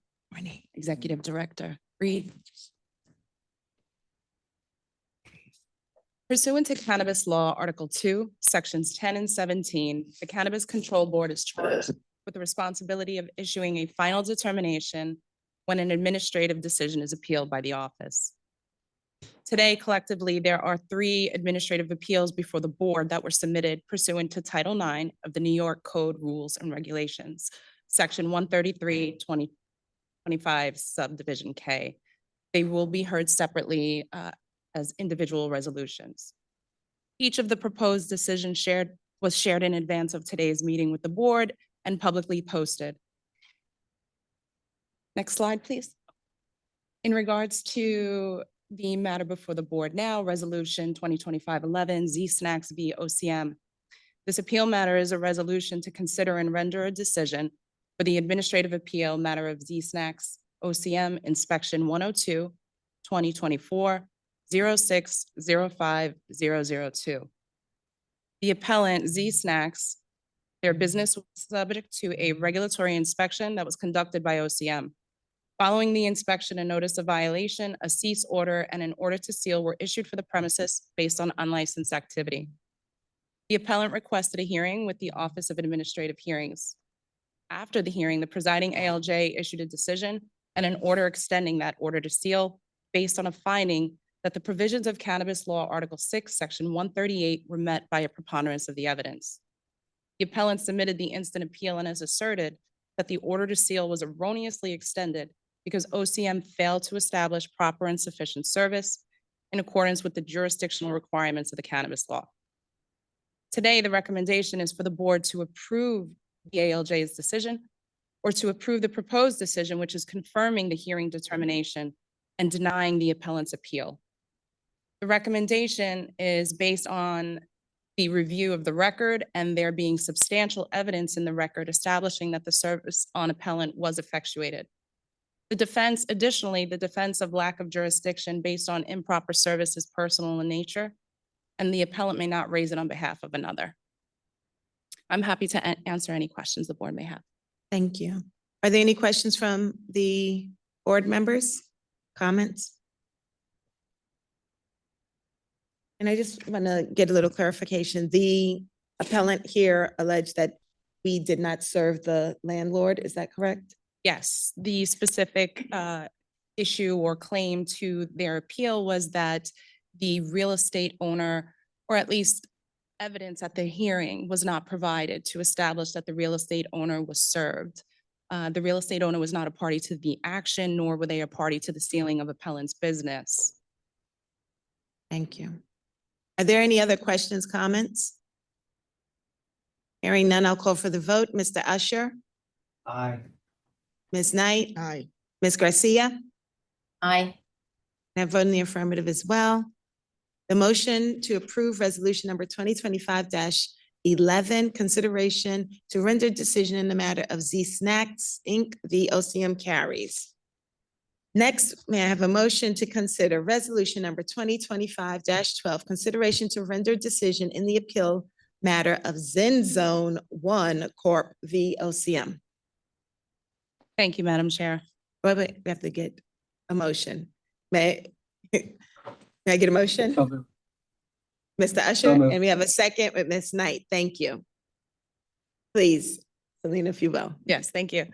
This matter is a resolution to consider and render a decision for the administrative appeal, Zen Zone VOCM, Inspection 115, 2024, 0604, 0005. The appellant Zen Zone 1 Corp., their business premises was the subject of a regulatory inspection conducted by OCM. Following the inspection, a notice of violation, cease order, and order to seal were issued for the premises based on unlicensed activity. The appellant requested a hearing with the Office of Administrative Hearings. Following the hearing, the presiding ALJ issued a decision that extended the order to seal for 1 year, finding that the provisions of the cannabis law were met by a preponderance of the evidence. The appellant submitted the appeal and asserts that the order to seal was erroneously extended because OCM failed to establish proper and sufficient service in accordance with jurisdictional mandates, and because there was insufficient evidence in the record to establish that Zen Zone was the business that was in fact inspected. Today, the recommendation is for the board to approve the proposed decision, which is confirming the hearing determination and denying the appellant's appeal. The recommendation is based on there being substantial evidence in the record to support that service was effectuated on appellant. Additionally, appellant's argument is similar to the argument previously made wherein they are raising an objection to service based on lack of evidence at the hearing that the real estate owner, a non-party, was not served. The record also contains substantial evidence that Zen Zone 1 Corp. Was in fact the business that was inspected. Are there any questions regarding this matter? Thank you. Are there any questions, comments from the board?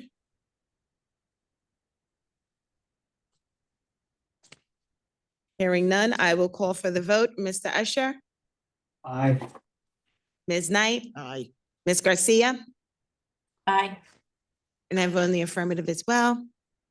Next, may I please have a motion to consider resolution number 2025-13, consideration to render a decision in the appeal matter of the Jerk Shack LLC v. OCM. So moved. It's been moved. May I get a second? Second. And it's been properly seconded. Mr. Chef, will you please provide an overview of this resolution? Yes. This resolution is also an appeal matter that is before the board.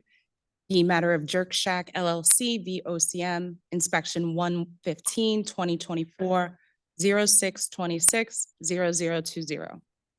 The appellant, the Jerk Shack LLC, was the subject of a regulatory inspection conducted by OCM. After the inspection and notice of violation, cease order and order to seal were issued based on unlicensed activity. The appellant requested a hearing. Following the hearing, the presiding ALJ issued a decision and order extending the order to seal, finding that the provisions of the cannabis law were met by a preponderance of the evidence. The appellant submitted this appeal and asserts that the order to seal was erroneously extended because OCM failed to establish proper and sufficient service, and because the NOV, the cease order, and the order to seal were facially insufficient, lacking essential elements. Here, the recommendation is for the board not to confirm the hearing determination and to issue the proposed superseding decision granting the appellant's appeal and the relief requested. The recommendation is based on the following. The notice of violation, the cease order, and the order to seal do not include relevant essential information, including the city, the state, or the zip code of the business that was inspected and subsequently sealed. There was also no date or time inserted into the statement of charges contained in the NOV. The appellant made a timely objection before and during the hearing. Appellant was not provided, based on the above, the appellant was not provided fair notice of the charges due to the substantive nature of the elements omitted from the NOV cease order and order to seal. The information contained on the face of the document omitted necessary jurisdictional information establishing the authority of OCM and the OAH, namely the city, state, and zip code. Due process is applicable to administrative proceedings, and here it necessitates a departure from the ALJ's determination. This was a fact-specific analysis and determination. Please let me know if you have any questions. Are there any questions, comments, discussions from the board members? Can you elaborate on what the, oh, sorry, Hope, go ahead. Ask your question. Oh, I just wanted to, if you could please elaborate how the ALJ justified ruling in the way that they did, given the facts and the evidence. Yes, the ALJ's decision reasoned that the testimony of the witnesses referenced the date of the inspection. However, on review of the record, neither witness provides the date. The date is inserted into the questions that are asked of the witness, and they respond in the affirmative. Additionally, the ALJ looked to the date at the bottom of the NOV where the investigator signed the document. However, no one had clarified that to the appellant at the time of service. But most importantly is the lack of a location in this document, and the decision does not address the lack of a location. And when you review the record in its entirety, the only testimony that comes out is that the inspection occurred somewhere north of Bay Ridge in Brooklyn on St. John's Place.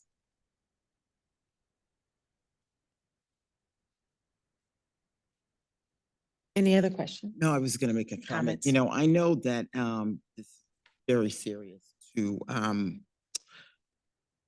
issue, you know, a superseding decision for granting the appellate appeal. But I did look at the NOV. It was and I just think this is a good learning lesson that you can incorporate in further activity. Yeah, I think I agree. This is, right now in this moment, we're perfecting all of our processes. And so here we get to make it clear that due process are important. When we looked at this instance, it made me think of DMV. Instances where if it doesn't say where you are parked or how far from the hydrant, or there's substantial information that's missing, we have to throw it out. And that's exactly where my mind went, because this is a ticket writing process here. So I agree. I think we're committed to the diligent exercise of our powers. And I think that we'll be more careful as we move forward with this. Yes. And if I may, just to return to Board Member Garcia's question, the decision does go into further analysis in terms of the ALJ's reasoning and the proposed decision, in addition to the case law. And as I mentioned, this is very fact specific, and something that is important to note that is mentioned in the decision is that during the course of the hearing, there was no amendment, no request to amend the charges. There was no request to conform the charges to the evidence. There was just the record as is was insufficient to even address the omissions in the NOV itself. And I guess I Thank just want to you. bring home, this You're is welcome. really specific to these facts. This is not something that we can just use unilaterally and think that suddenly we're going to be seeing many other stores reopened because of this. We know that there's a way in which this could be addressed during the hearing. We know that there's Exactly. some other learning lessons for us. Exactly. Okay. In the event that there was another NOV to be considered that did not include a full address, it could absolutely be addressed at the hearing, which is why I thought it was important to have that included in the decision before the board, that was not done in this instance. Are there any other questions or comments from the board members? Hearing none, I'll call for the vote. Mr. Usher, Aye. Knight, Aye. Ms. Garcia, Aye. and I vote in the affirmative as well. The motion to approve resolution number 2025-13, consideration to render decision in the matter of the Jerk Shack LLC v. OCM carries. And that concludes the resolutions before the board today. I know that we have a couple of people that must leave, so I want to say thank you to you all. Oh, no. I don't I'm not think you're gone leaving yet. I'm Okay. not going. All right. I wasn't sure if you had to leave too, but I think do you have to go? I thought you had to leave. I thought you both had to go. I'm sorry then. So then we're gonna be able to keep company for a little while longer. All right. But at this time, I would like to ask if our executive director will please give us the office report. Sure. Thank you, Madam Chair. Before we get to our office update, I do want to acknowledge that in the House is Assembly Majority Leader Krista Peoples-Stokes and her staff. Thank you for being here. Thank you for being here, and your support and vision have been keystones for why we're all here today. Now, turning to our office report, today we have key updates across several programs, including the latest market developments, progress on the Social and Economic Equity Program, an overview of the Community Grant Reinvestment Grant, and an update on the Seed to Sale system. To start, I turn things back to Mr. Kaguya. Thank you very much, Dr. Reed. We're going to begin with a high-level view of the sales trends in the market and provide some signals of some of the data we're going to be very excited to be presenting as the year progresses. So first, as you have seen over the last few weeks, we have been celebrating crossing the $1 billion threshold for legal sales in New York State. That's across the sales from 2023 through 2024, but an extraordinary milestone that reflects the very strong demand we're seeing for legal cannabis products in the dispensaries that have opened up in the state. And we continue to kind of see the momentum that we had coming out of 2024 in the part of 2025. A slight downtick in January's reported sales numbers. We were roughly on par with one of the first months where we didn't see much of a change month over month between December and January. And based on the analysis we've been doing so far, it's actually not that unexpected. December was a blockbuster month. We had really strong sales, particularly due to the holidays towards the end of the year. And we've been seeing a lot of chatter about dry January. That seems to be implicating a lot of the kind of intoxicating sectors of the economy. Certainly, there's been some impact there on the alcohol side. We were looking at some studies over the last few days that sees a correspondence with consumer behavior in cannabis as well. So not entirely unexpected that the first month of the year would be a little bit slow. But with the number of new stores that we're opening and the trend in demand that we've been seeing, I fully expect that this is going to be a slight dip, and we will resume the very strong velocity we had been seeing toward the latter half of 2024. So bullish on that, and nearly $1.1 billion in sales so far this year. On the next slide, real kudos to all of the licensees that have made this possible. Incredible work by our retailers. So far in 2025, through the first week in February, we've already done $110 million in sales. A very, very strong start to the year. If we just replicated that for the next 12 months, we'd be well over $1 billion just for this year. I think we're going to end up this year well above that, because that only accounts for the stores that are currently open. It doesn't account for all of the new stores that we will be opening as this year progresses. And so we remain really bullish about the outlook for this market. On the next slide, it's a bit of an eye chart, and yes, I guess you can see it better on the screen behind me.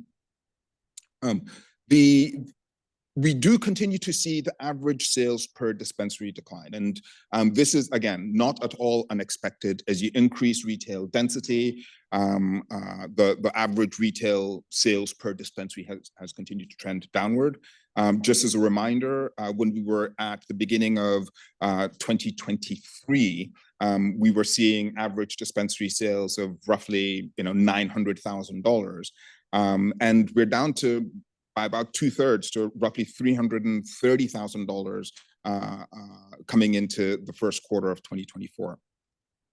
This is, as I've said, it's not unexpected, a reflection of both more dispensaries opening up in more parts of the state. Two, it's also a reflection of more dispensaries opening up closer to each other. I've said this in other contexts, but I'll reiterate, part of what we're starting to see, and our licensees are affirming this, is if you had a town or municipality that had only one or two operating retailers, and that's where most of the consumers were purchasing from, and you open 3, 4, or 5, then that total demand from that community is now being split across 5 operators, not just across 2. There are still millions of New York consumers yet to transition to the legal market. So the market base, the number of consumers who are purchasing from legal stores, continues to grow. But the goal here is to continue to increase retail access, allowing more dispensaries to open, but also recognizing that competition is going to intensify. So to all of our licensees, we continue to remind you, plan for where the market is going, not where it currently is. This is going to be a competitive market. We believe that the market is going to be most effective if it is competitive. and the folks are really having to earn the consumers that they're serving. And so kind of look ahead and understand that there's a lot more dispensaries that are going to be opening, competition, a lot more brands that are going to be launching, a lot more businesses that are going to be launching across the supply chain. And that competition, I think, makes for a healthier market, but it also forces businesses to need to be kind of more strategic in how they ensure that they're maintaining the competitive positioning in the market. Last year, we spoke a lot about kind of waiting for, on the next slide, waiting for more data before we were able to provide more detailed regional splits. And I'm pleased to say that I think we're now at the point where we will be able to provide fairly detailed regional breakdowns on a licensee performance basis moving forward. So we are starting to see some regional variability, and maybe I'll actually start with kind of the update downstate split, downstate being Manhattan and the boroughs in Long Island. And the pie chart is kind of color coded. So the blues are downstate, the reds are upstate. And we're noting here that downstate accounts for about 55% of sales, even if it has fewer stores. A few regions have stood out as our top performing revenue regions: Manhattan, Queens, Long Island, the Capital District, and Mid-Hudson. Folks in Albany have been apparently buying a lot of cannabis, which has been good to see. And you know, one of the things that just kind of flag about these when you're thinking about these as raw numbers. Yes, there's been some regional distribution in where the highest revenues have been accumulated, but that's also partly a function of where some of these dispensaries opened first. So Manhattan has some of our longest operational dispensaries, so it kind of makes sense that that's where you'd see higher revenue accumulation than, say, in the southern tier, where it took us longer to get our first dispensaries open. Very bullish to see how this regional kind of performance is going to trend over time. But these regional metrics are going to be really important as we think about ensuring consumer access across the state of New York.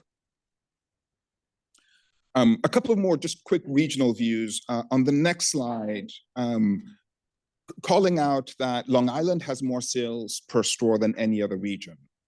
Long Island is a very high population jurisdiction, nearly 3 million residents, but it only has a handful of stores operational. So that kind of the challenge that folks have had finding qualifying locations in Long Island has enabled the operational dispensaries to really capitalize on that.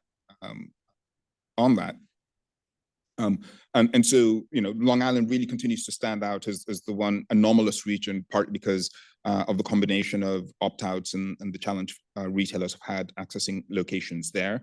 But broadly speaking, most of the other jurisdictions are starting to fall in somewhat in line in terms of the average revenues per store, ranging from about $200,000 per month to just under $500,000 per month.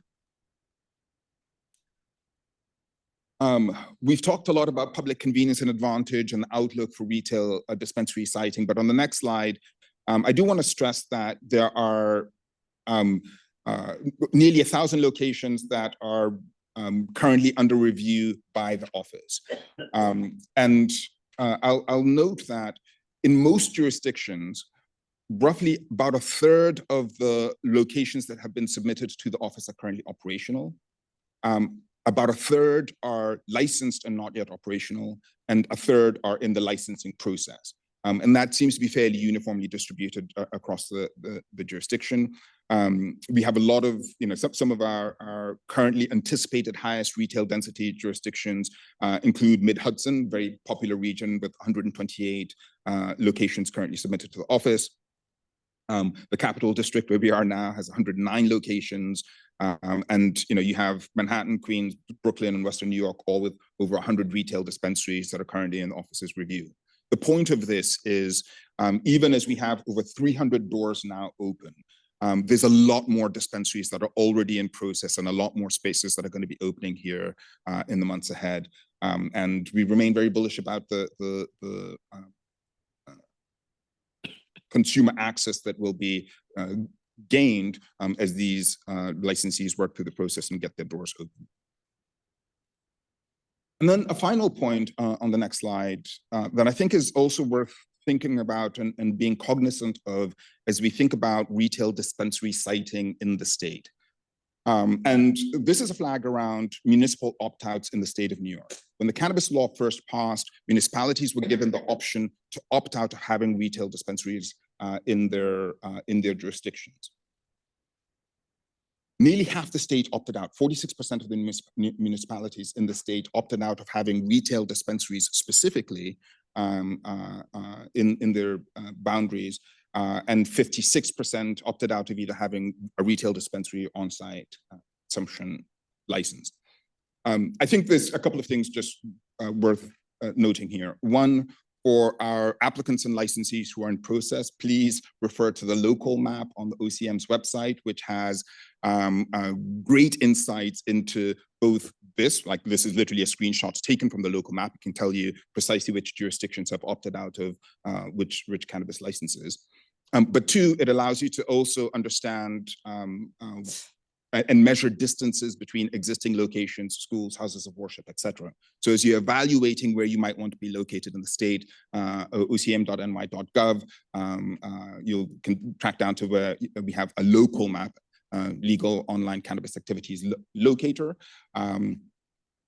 which will allow you to navigate this map. And then two, one of the things that we look forward to working on in the season ahead is helping municipalities understand the value, the utility, the impact of having licensed cannabis businesses in their jurisdictions. Cannabis is can be an economic engine. It's a hyper-local industry. All of the jobs are created here. All of the products are being made here. And so there's, I think, statewide, a real conversation to be had about the opportunities that granting retail access could have in ensuring that consumers have access to legal regulated cannabis products made here in New York across the state of New York. So that's the top level kind of market performance data. I'll actually perhaps present this final slide as well before we turn over to Maggie with the C, which is a round out of all of the licenses we've issued so far. So we have 240 of our over 500 card licensees now issued with their final license. We still have 2 who are operating delivery only, 9 registered organizations that are currently serving our medical patients. With over 1,500 licenses now issued, we've got 200 growers, 329 processors, 186 businesses that have a distribution authorization, 240 micro businesses. So that's going to be a very significant area for growth, both in terms of production, the micro businesses are authorized to cultivate, as well as for retail distribution. So very excited about some of the producers who are coming online in that channel. And 329 adult use retail dispensaries in the state of New York. Great progress so far. If you think back to where we were 12, 13 months ago, where we had roughly 24 stores open, I can't say thank you enough to the licensees who have worked furiously over the last year to get the market to where it currently is. And we look forward to working with both applicants and licensees over the next year to make further progress in increasing these numbers and growing this incredible industry. So any questions before? Yes. Can I ask you, you said half of the New York municipalities opted out to allow retail dispensaries. Could you tell us what the population is in that over half municipalities? Because I think that needs a little bit of clarification, please. I'd have to get that number for you, Madam Chair, but we would work, we can get that number for you and maybe present it at the next board meeting. So the public. Because we're talking about villages, towns, cities, all municipalities. So in some instances, we have cities that said no, but villages and towns within them that said yes. Exactly. And so can you please give us the number of people represented by that percentage of municipalities? Because I think just relying on the idea that it's 43% of municipalities does not give a full color to the small number of people that are actually represented by those spaces.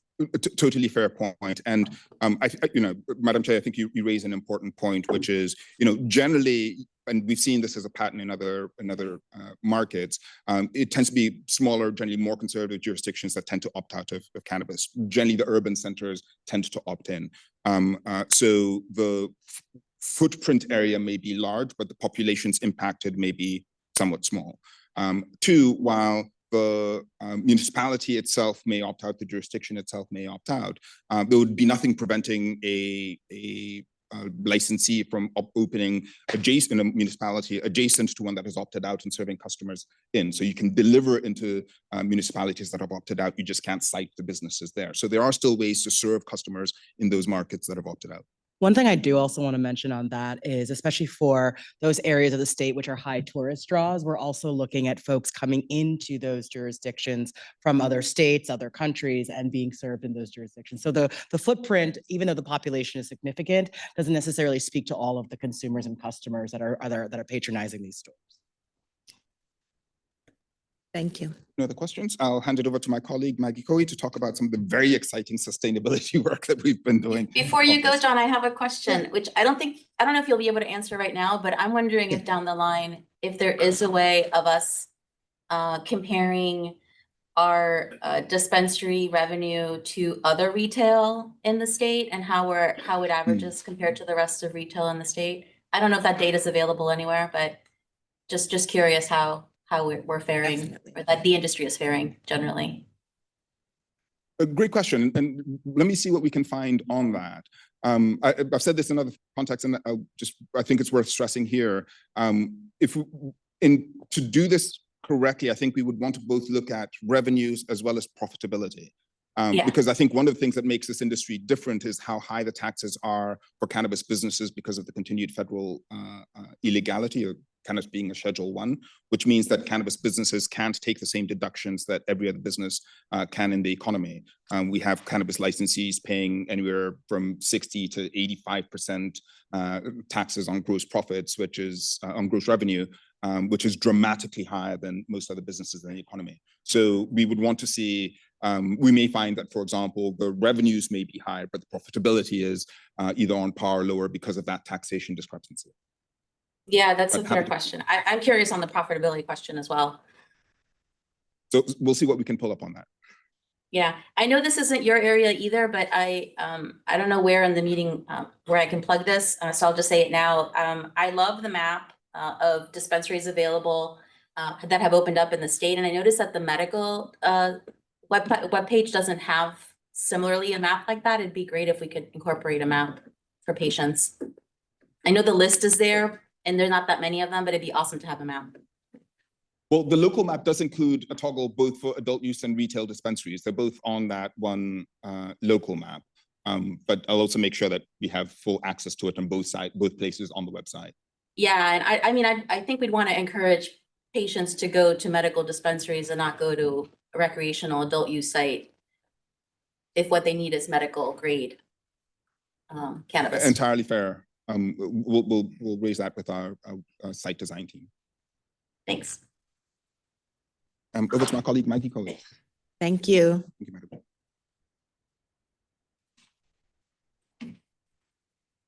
Thank you.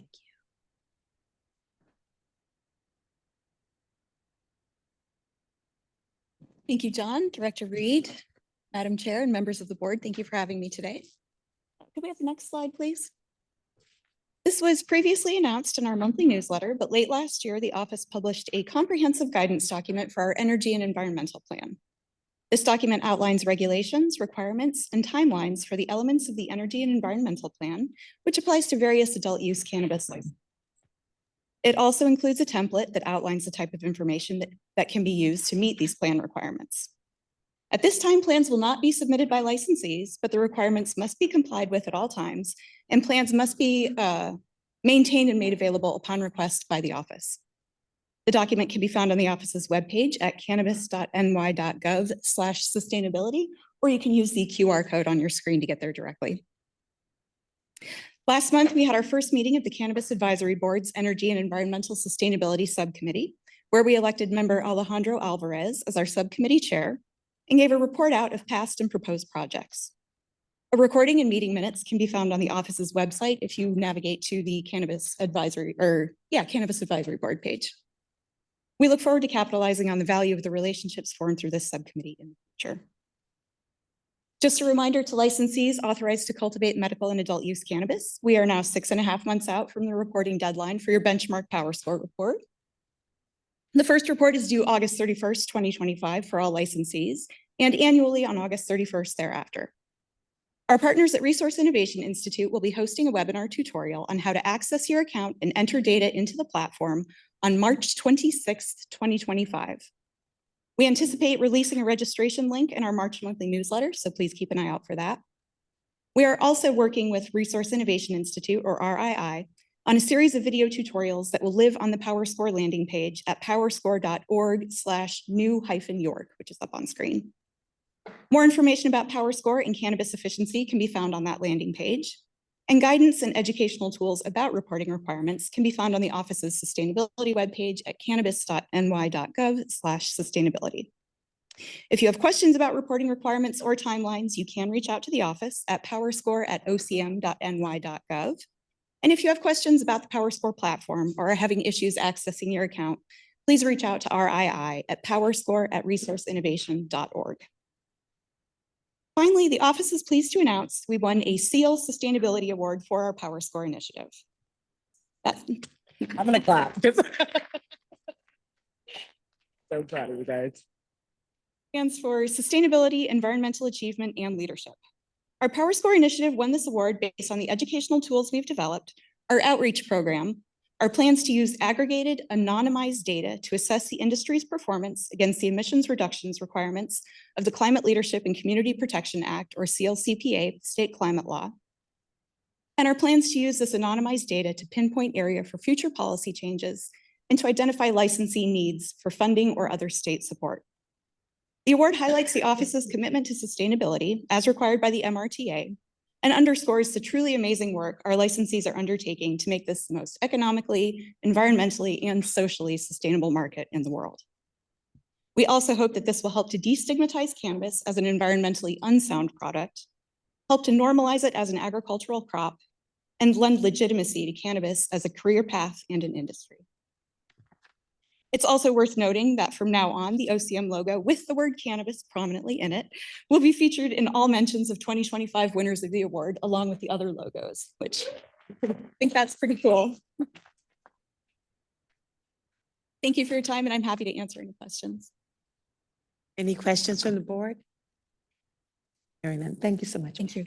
Thank you, Maggie. And Tabitha?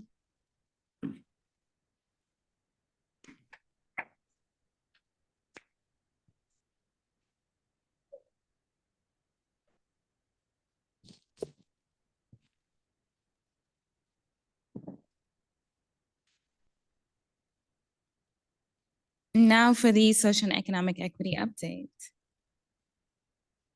Next slide, please. Of all of the applicants presented before the board today, 62% of them are C-owned.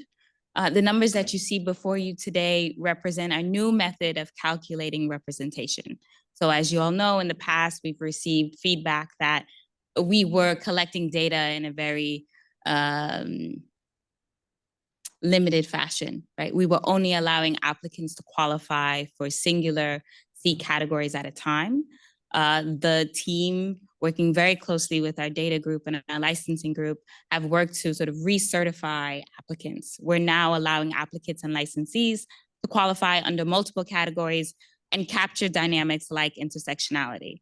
So the numbers that you see before you today will total over 100%. That's by design. 65% of them are minority-owned businesses. That has remained one of the largest cohorts, 52% women-owned businesses. We have a dual category of minority-owned businesses and women-owned businesses, capturing those licensees who fall within both. That is listed in Section 87 of the MRTA, so we're really happy to finally have that data. And that's at 13% today. Service disabled veterans at 4%, distressed farmer at 2%, and CDIs at 24%. CDIs had historically been one of the lowest categories in terms of representation. So again, we're feeling really great that we're finally able to capture more of the data to actually reflect the reality.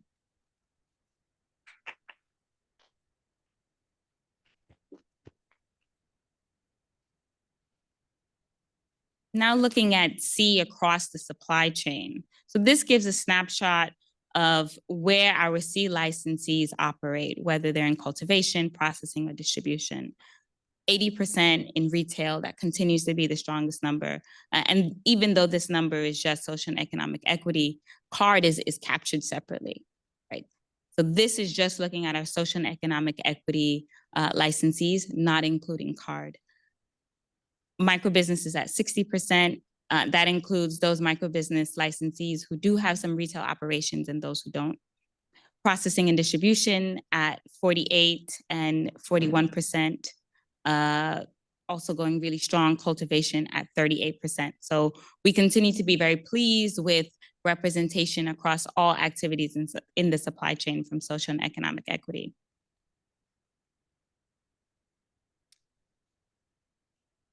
Next slide, please. I want to share a bit of information about some upcoming programs and events that we have. We are launching Chip Academy Part 4 later this year, in the early part of this year. Chip Academy Part 4 means that we're on our 4th iteration of it. It continues to be one of our longest standing programs, and it's an educational resource for our earlier supply chain activities. So focusing on cultivation, processing, and distribution generally. This Part 4 series will focus mostly on cultivation, and it's based upon a survey that we sent out to our cultivators. So many of you who are cultivators might have received that survey, and we thank you for completing that and providing us with that information.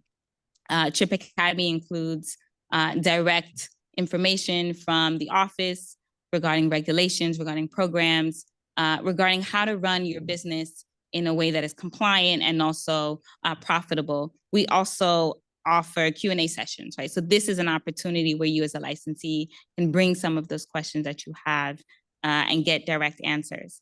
If you look at the chart on the right side, you'll see top requested topics for additional educational support, right? So we are taking a very data-driven approach to address the needs. The overwhelming majority of these survey results reveal that licensees want more information on reporting requirements, right? So we're happy to build that into our programming. Another upcoming event is that of our supply chain event, which we're hoping to launch sometime in the warmer months of this year. The supply chain event will really seek to bring together folks across the supply chain, helping you all build those relationships, meet each other, exchange best practices, build those partnerships. We are planning to hold it in an area that is central to our licensees, and there'll be an opportunity for one-on-one training from key stakeholders. We're going to create a platform for our stakeholders to correct some of the misinformation that's out there and discuss state resources. Slide, please. Higher education in cannabis. So we are very fortunate that New York State has made tremendous investments, not only within OCM, but also across the broader higher education ecosystem. There are about 21 programs offered across the state between SUNY and CUNY. And of those 21 different programs offered, they range across various specializations. So everything from retail, cultivation, distribution, processing, all parts of the supply chain. We have one of these schools, a CUNY Medgar Evers, that offers a degree program specifically in cannabis. Right now, they're the only in the state, but we're really hoping to continue to build that work out. There are about 67 unique courses across these 21 schools. And these are courses not merely focused on license activity, not merely focused on the supply chain, but looking at other parts of what it means to have a license. So that's business and compliance, that's science and medicine, that's looking at the social and cultural impact of cannabis in New York State. So really exciting material we are hoping to continue partnering with SUNY and CUNY and offer those resources. It's one of the things that we see as part of our responsibility as outlined in the MRTA, and we're generating programs to continue to do that work. Next slide, please. Yes. Cannabis Banking Directory launch. Very excited for this. This is a banking directory. This really helps us advance our vision of what cannabis in New York would look like. We want cannabis in New York State to be an equitable industry built upon small businesses that are all largely grossly profitable. In order to do that, we know that businesses need access to capital. And while many businesses in other industries have access to federal resources, we know that our operators in cannabis are disadvantaged in that way, right? There is not access to SBA loans, for example. You don't have the same tax write-offs that John referenced earlier. And so we're thinking about ways, how can we stimulate the capital markets to support our licensees, to give these businesses the resources that they ultimately need. This is a banking directory that provides not only a list of the banks, financial institutions that support cannabis and do so openly, right? Which is a very key distinction here, but we also include key contact information. So if you are an operator and you want financial services, you can go onto this directory, look at the institution to contact, and find a name, an email, and a number for who exactly to contact, right? Our goal here is to lower the barrier to entry in that way and help stimulate access to resources. We are also very specific in what type of resources that financial institution may provide. So some checking and savings account, others will provide loans, others will provide other forms of debt financing, and we list that out specifically for those who are interested. Really congrats to the team for launching that, and I'm happy to take any questions. Are there any questions from the board? Hearing none, thank you. And if it's okay with the board, may I return before public comment? I'd like to share some words. That's okay. Thank you. Tabitha, before you leave, because I have to leave, I No. want to give you something on behalf of the office. So I spoke earlier about the impact that Tabitha has had on OCM and on the team. And so in commemoration of her work, we got you. She was great with plaques and stuff. So I'll read it and I want to present it to you. So, oh, this is backward. Tabitha Robinson, Office of Social and Economic Equity. In sincere gratitude for your service to New York State, Office of Cannabis Management, and the guidance and leadership that you've provided. Hold them in, hold them in. May you be proud and so proud of the work that you have done, the person you are, and the difference you've made. Thank you. Thank you, Tabitha.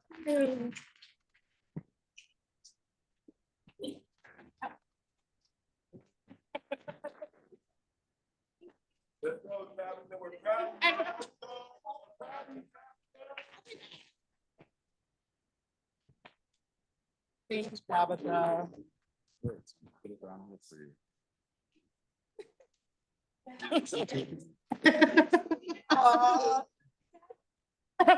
Laura.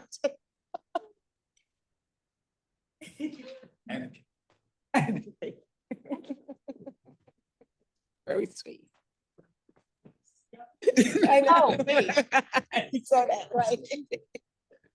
Give the box to you because you can't just carry that.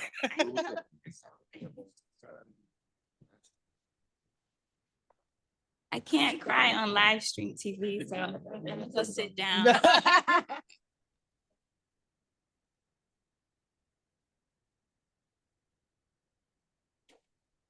Now, Matt, we can't say that we're gonna give you as many gifts and hugs, but we welcome you to come and give you. No problem. I'm always happy to be in Tabitha's shadow. She is going to be dearly missed at the office. So all her celebration is well warranted. So hello, I'm Matt Wilson, Director of the Community Grants Reinvestment Fund. Are the slides still on the screen? They've disappeared for me. I think the slides have disappeared, but they can bring them back for you. 1 sec. They're up for us now. Okay, We're at your great. progress to date. Okay. Yep, I see it, we're good. So yeah, just a brief update from me about where we've come from, where we are at the moment, and where we are going. So the RFA was issued back in mid-October, and the deadline was December 18th. The Office of General Services conducted a minimum eligibility assessment to see which of the applications met the basic requirements for full review. The office has recruited 40 evaluators from inside the agency. We conducted a range of trainings to get the evaluators familiar with the RFA, the scoring rubric, the best practices in evaluation, and had them complete a confidentiality and COI agreement. The evaluators then vetted all the applications for any potential conflicts of interest, and they were then sorted into review teams. Every application is reviewed by 3 people independently, and then the scores are averaged to arrive at our final ranking list. The applications became available for OCM to begin our programmatic review on January 23rd. And we are still very much in the middle of evaluating and scoring all of the applications. Next slide, please. So this is a snapshot of where we are. We received a total of 451 applications. Of those, 81 of them were not pre-qualified in the statewide financial system at the time of the deadline. And then 28 of them were ineligible for other reasons. And 1 application was duplicate and canceled. And that leaves the office with 341 applications that we are now reviewing in detail. It is a big effort for the office to review 341 applications.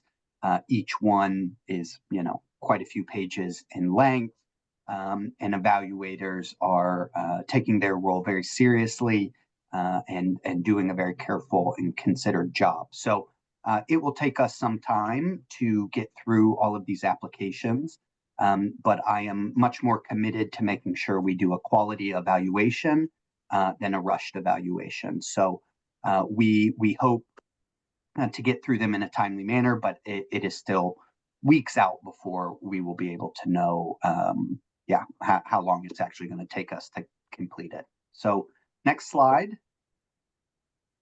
So here's where we are going. OCM is completing the evaluations. Our aim is to get them done in early March. Following all the evaluations, we will then rank the applications according to the methodology in the RFA and come up with the tentative award list. Preliminary notifications will then be sent out to applicants. We then must sort of accommodate a 15-day debriefing period, conducting debriefs, and then the possibility of any protests.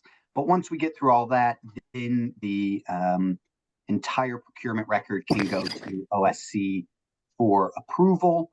And once we have that approval, the Cannabis Advisory Board will announce the awards. And right now we are hoping to make public announcements about the awards in late spring or early summer. So that's really it for my update. I'm happy to take any questions from the board. Otherwise, I turn it back over to you, Chair Wright. Thank you, Matt. I don't know if we have a seed to sale update at this time prepared. Okay. Therefore, we will now move on to the public comments period. And we have a total of 10 persons that are waiting. However, we are going to begin with Tabitha Robinson. Thank you. Hi, everyone. Thanks for receiving me again. I do have some remarks, some reflections, and some gratitude to share. I can't even believe that we're here. I'm going to try to keep my voice under control. I want to thank the board for your service. for receiving me as your acting Chief Equity Officer. It has been a wild ride, and somehow I wouldn't change most of it. I've been at OCM since the beginning. I was employee number 14, and that today is February 14th. Feels very serendipitous. And it also feels New York is my first love, you know, and always will be. So I just have so much gratitude for everyone that I've met, for everyone that I've worked with. I've been thinking a lot about what I've learned from New York Cannabis, and there are two things that stand out. The first is that public service is really about listening first. So thanks to everyone who has done that work, who's listened to our stakeholders, listened to each other in the agency, listened to the board, put our egos behind us, and really just heard what needed to be done. And the second is that as a regulator, you should always focus on the metrics. There is a lot of noise in cannabis. As they say, we age in not dog years, but cannabis years. And all of that noise, I think, can create a lot of distraction. So comments around New York is a success, or my favorite, New York is a failure, always makes me think back to, but what are our metrics? And we're really crushing it, right? So I really just want to correct the record. I really just want to correct the record that New York Cannabis, we're doing fantastically. We have $1.1 billion in sales revenue. We have over 90% of our retailers come from an equity program, either card or social and economic equity. No state has even come close to that. We have distribution all around the state. We have hundreds of processors. We have launched so many dashboards and are sharing that information publicly. In less than 4 years since launching, this agency will soon be the largest on the East Coast, right? We're on track, I'd say by mid this year, maybe June, to reach that #1 spot in terms of dispensaries open. Right now, we're at #2. So again, correcting the record. There's nothing failing about what we do here. We have challenges. We learn from those challenges. We make mistakes and we learn from them. But I wouldn't characterize New York as anything other than a success. It is really hard to do this work. My colleagues know this.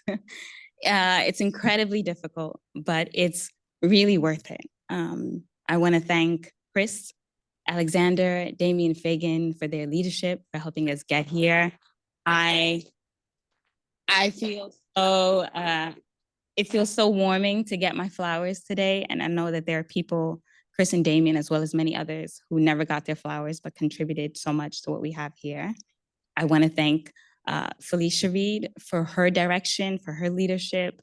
She has been a guiding light in terms of what equity is. And I'm so grateful for her for never questioning why equity matters. I thank Felicia for understanding that when we talk about equity, we're not talking about feelings. We're not talking about do good.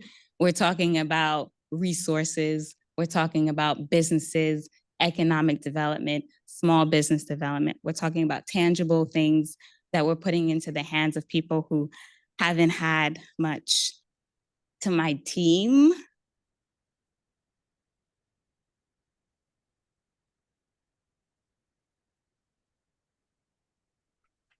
all right. Team has been wonderful. I've watched you all have life, right? Go through life. Someone's here with a baby from my team. I've watched you all go through so much, and it's been really amazing working with you. Thank you for holding the details of our work.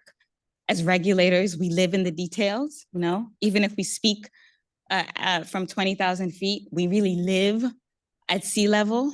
And I thank you all for holding the details. I thank you all for coming to me and asking me, what's bothering you? What's stressing you? What's concerning you? And then holding that and taking care of those things so I don't have to think about them. To everyone else at the agency, you all play such an important role in the work that equity does and the equity work coming out. You know, I come up here every month and I share updates with the board, and I hope that the rest of the agency can see their work in it as well. All of the back end work that goes into what we do means so much. All of the times that I've sent folks on other teams, hey, quick question, can you do me a favor? And they've obliged and indulged me. I'm so grateful for all of that. One thing I love about OCM is that we've never lost sight of the mission. Despite all of the noise, we have always remained true to our mandate under the MRTA. We've always understood that priority means priority, and that service means service. I also want to thank our partners. They're numerous. I'll just name a few: the Farm Bureau, Local 338, our Academy, CUNY, our sister agencies. Thank you to all of the attorneys and consultants and our TAP providers who are in the rooms we can't be in as regulators, who are doing the education that we can't do. We just don't have the time and the human bodies. To all of the advocacy groups we've partnered with, thank you too. Thank you for trusting us with your groups. Thank you for allowing us to hold roundtables and to build off of the relationships that you have. Thanks to all of the operators who have been patient with us and with this industry. That includes the operators who always knew they wanted to go legal, and those who might have been on the margins, the legacy operators as well, who took a risk on us, frankly, and have been coming online. Thanks for everyone who makes public comment. As a regulator, it is so painful to sit here and hear the public comment, but please continue to offer your public comments, right? Because as you come with the fire, it makes it easier for us as regulators to go back to our desks with that same fire. I encourage everyone to continue to hold the agency accountable. A couple more notes. What's next for equity? As I mentioned today, we have CHIP Academy Part 4 launching soon. We have our supply chain event. We have a card grant. It's going to be launching very, very soon. Again, putting resources in the hands of those most disadvantaged. We're going to continue to drive our medical work here. As the agency's resident chemist likes to remind us, don't forget about medical. It's all about the patients. It's all about access to medicine. And there's health equity work in that as well. So we'll continue to play a role in that. I also want to thank Senator Krueger, Majority Leader Stokes, for pushing the state to never forget about cannabis, despite whatever craziness is going on in other corners of this state. I want to thank them for their support, for believing in me, and for believing in the agency as a whole. And lastly, I just want to say, I'm not leaving because I gave up on New York or because I don't believe in what we're doing here. I'm leaving because I see that the work will continue without me. And I'm really excited for what New York has next. I'm really excited for everything that my colleagues are doing, all the things that the public doesn't know about, but we meet about, and just where this will go. I really believe in New York. And thank you for having me.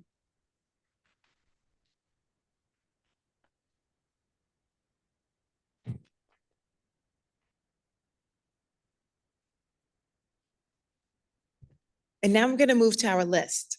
And I just want to remind all of our public the members of our public that each person will be given 2 minutes to speak. And we ask that you come to one of these mics here on the side. I'm just going to go down the list. We have New York as well as the college here. So we're going to start with Nicola Chiaravale, sorry, followed by Scott Trufalo, and then Matthew Robinson. Nicola, Scott, and Matthew. Go ahead, please. Thank you. Good afternoon, Control Board members and OCM leadership. My name is Nicola Chiaravale, and I'm a proud licensee and an applicant in the New York cannabis industry. First and foremost, I want to take this moment to acknowledge the hard work and dedication to the Office of Cannabis Management. Your commitment to fostering a thriving cannabis market in the New York State is truly commendable, and I sincerely appreciate everything you've done to make it possible. As a CCTM certified member, 821310, and a legacy grower with a justice impacted in the past, I have invested my time and efforts in building my business, Primero, with a vision of contributing positively to our community and to the industry as a whole. I have submitted my application for indoor cannabis cultivation, and I am currently in the December queue.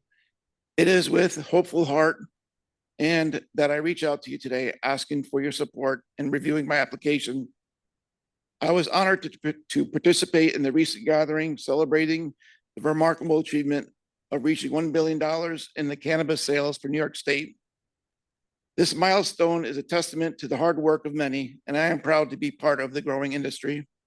However, I must express that while I am grateful for obtaining a distribution license to distribute to dispensaries and process Tier 3 licenses for packaging labeling, these achievements represent only a fraction of what my business truly aspires to be, an entity focused on indoor cultivation.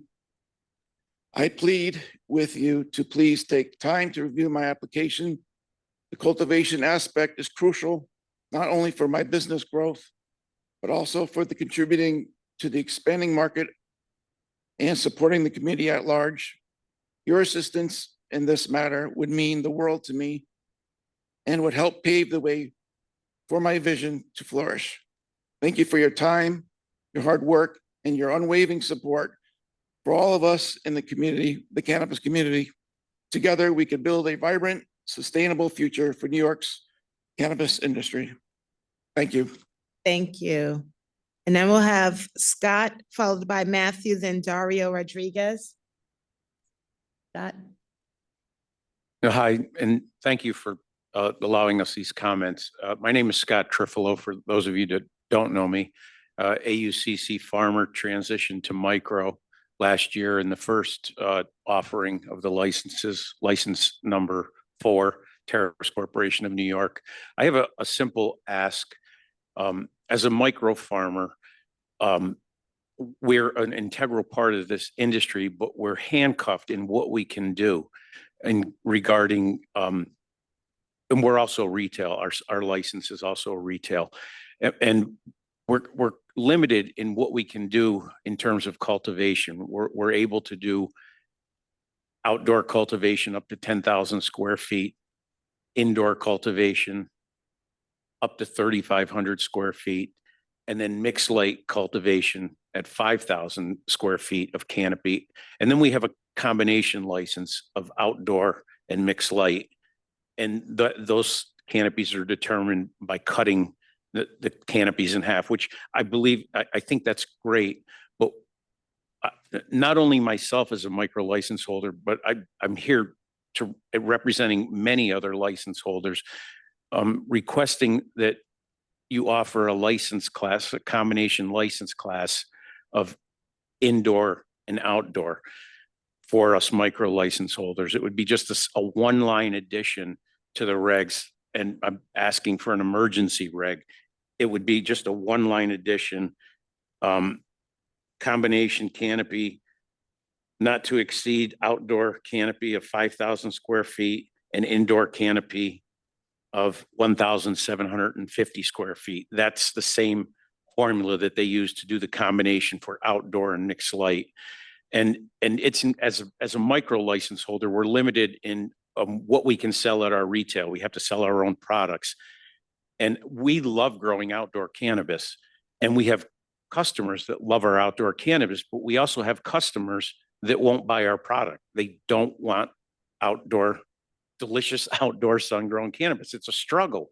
And by just adding that one combination tier to our license, it will open up so much more for us to be able to do and to diversify our product line. And I speak for many, and respectfully, I request that you consider this in the near future. We're expanding our farm now, And, you know, we've heard some talk about this possibly coming down the pike. We're in the middle of, and we're self-funded, and we're in the middle of expanding our farm. And I'm kind of hanging in the balance. I don't know, you know, how to do it because we're kind of hearing that, well, this may come, but when? So, at your earliest convenience, if you can make this happen, it would be greatly appreciated by myself and I know by many other farmers. And I'm just here to ask you to support small batch family owned and operated farms. We're going to be a strong force in this industry and the consumers want us. Thank you. Thank you. Thank you for your time. Matthew, followed by Dario, then Cheryl, Murray Powell. Hello, everyone. My name is Matthew Robinson. First and foremost, I'd like to thank the CCB for all their hard work, everything they've done. Of course, as usual, we know you guys are working hard. Shout out to Tabitha. I don't know if she left or not, but congratulations to her and happy Valentine's Day to everybody. Thank you. With that being said, there's a few things that are sort of like murky that I think everybody just needs more clarification for, especially when it comes to the PCA. I don't want to say it's a good thing or bad thing yet because I don't completely understand it. I want to review it as well as a bunch of licensees, but I do think there do need to be some protections, especially when you're talking about putting ROs next to adult uses. That is going to be a consistent thing that I bring up. I'm not going to stop bringing it up, and I hope others bring it up as well. I'm also going to say that the dispensaries still should be allowed to waive that medical tax if someone comes into my store with a medical license. That has to change. It just doesn't make sense to allow an RO closer or proximity protection waiver, and then they got no tax on their product. It's already competition enough. The level of playing field is already uneven for us in ROs, and that's something that hurts us as dispensaries. That is a reality that we want to go over. I also wanted to just let everybody know that a few gentlemen, Cos Marte, Jeremy from Turp Rose, Jeremy Rivera, and myself, we are starting a group, an organization called CRANY, Cannabis Retail Alliance of New York. And this group is going to be focused on the open stores and the people that have licenses and their issues, because we have no group. Like NICRA is great. They do a great job of what they do for everything they bring, but we need to take it to the next step. We need protection. I watch the cultivation portion have a group. I watch everybody start their groups and fight together. Us as retail, we need to come together and we need to start fighting together too. Because if we don't, we will be left behind. Thank you very much.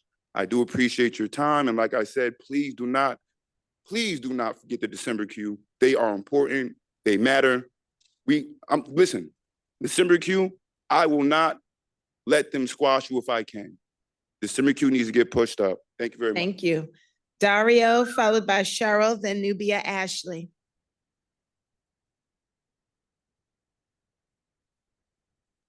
Hello, how you doing? My name is Dario Rodriguez. A lot of you on the board know me because I've been adopted by you guys. I've been coming to every single meeting, and if you have a meeting somewhere in Canada, I will be there. I'm just letting you know that.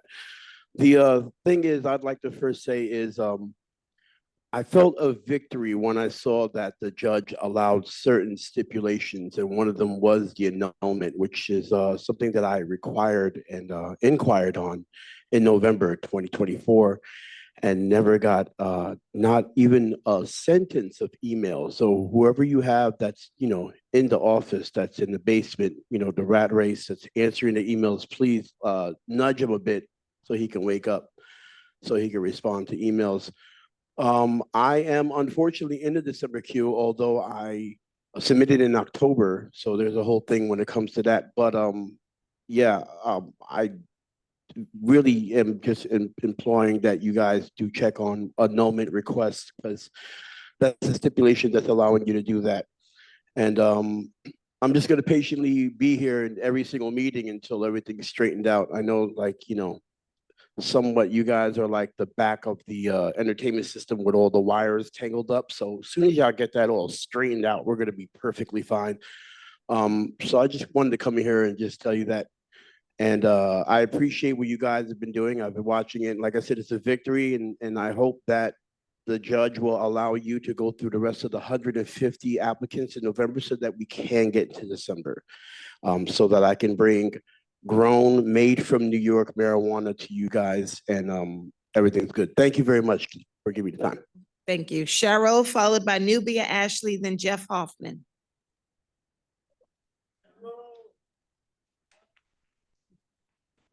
That's off, hold on. All right, Good. I'm good. Okay, thank you so much, OCM board and all the staff. My name is Cheryl Murray Powell Esquire. I'm a cannabis attorney. Happy Frederick Douglass Day. Cannabis history is Black history. I just want to acknowledge the OCM for recognizing that and presenting materials about the fact that cannabis history is Black history. To Tabitha, you're just a dynamic, brilliant example of leadership, and we're so grateful for your service, and we're very excited about what's next. So congratulations on your new beginning. Today, the Rastafari community got their first micro business license. Rastafari.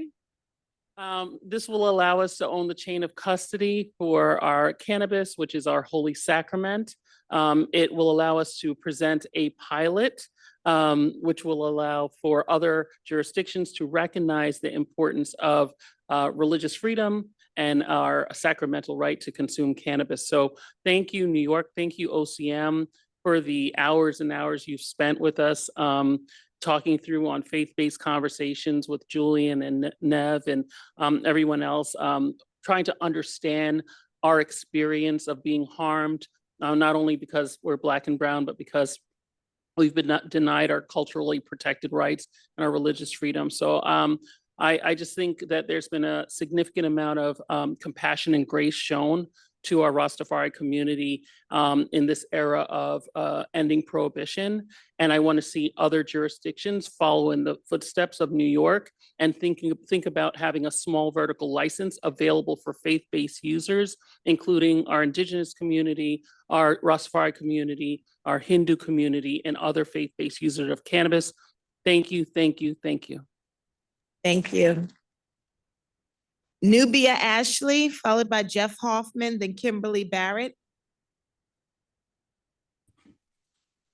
Hello, how you doing today? I came here to speak. I've been trying to speak with different officials and get my concerns heard, but the licensing team at OCM is licensing illegal shops. And they have licenses on the map that's holding up proximity, and nothing is being done about it. And I would like to see with the OCM, when a licensee is submitted for illegal activity and then there's an investigation going on, how are they still allowed to get a license and hold proximity on the map? How does that timeline look? What are the steps that are being taken to ensure that illegal shops are not getting licenses? And how are they able to pass through the licensing system with so many steps in 60 days? In less than 60 days, get a license, being illegal with so many different departments that they have to go through. Thank you. If someone can give us a guideline on that as well, how all these illegal shops are getting licensed by the OCM. Thank you. Jeff Hoffman, followed by Kimberly Barrett, then David Naposki. Good afternoon. Thank you very much. My name is Jeffrey Hoffman. I'm an attorney here in New York City. I want to thank the office and the board on behalf of a number of my clients that you issued licenses to today. In particular, I want to call out something that the board is doing to address what I call the stigma.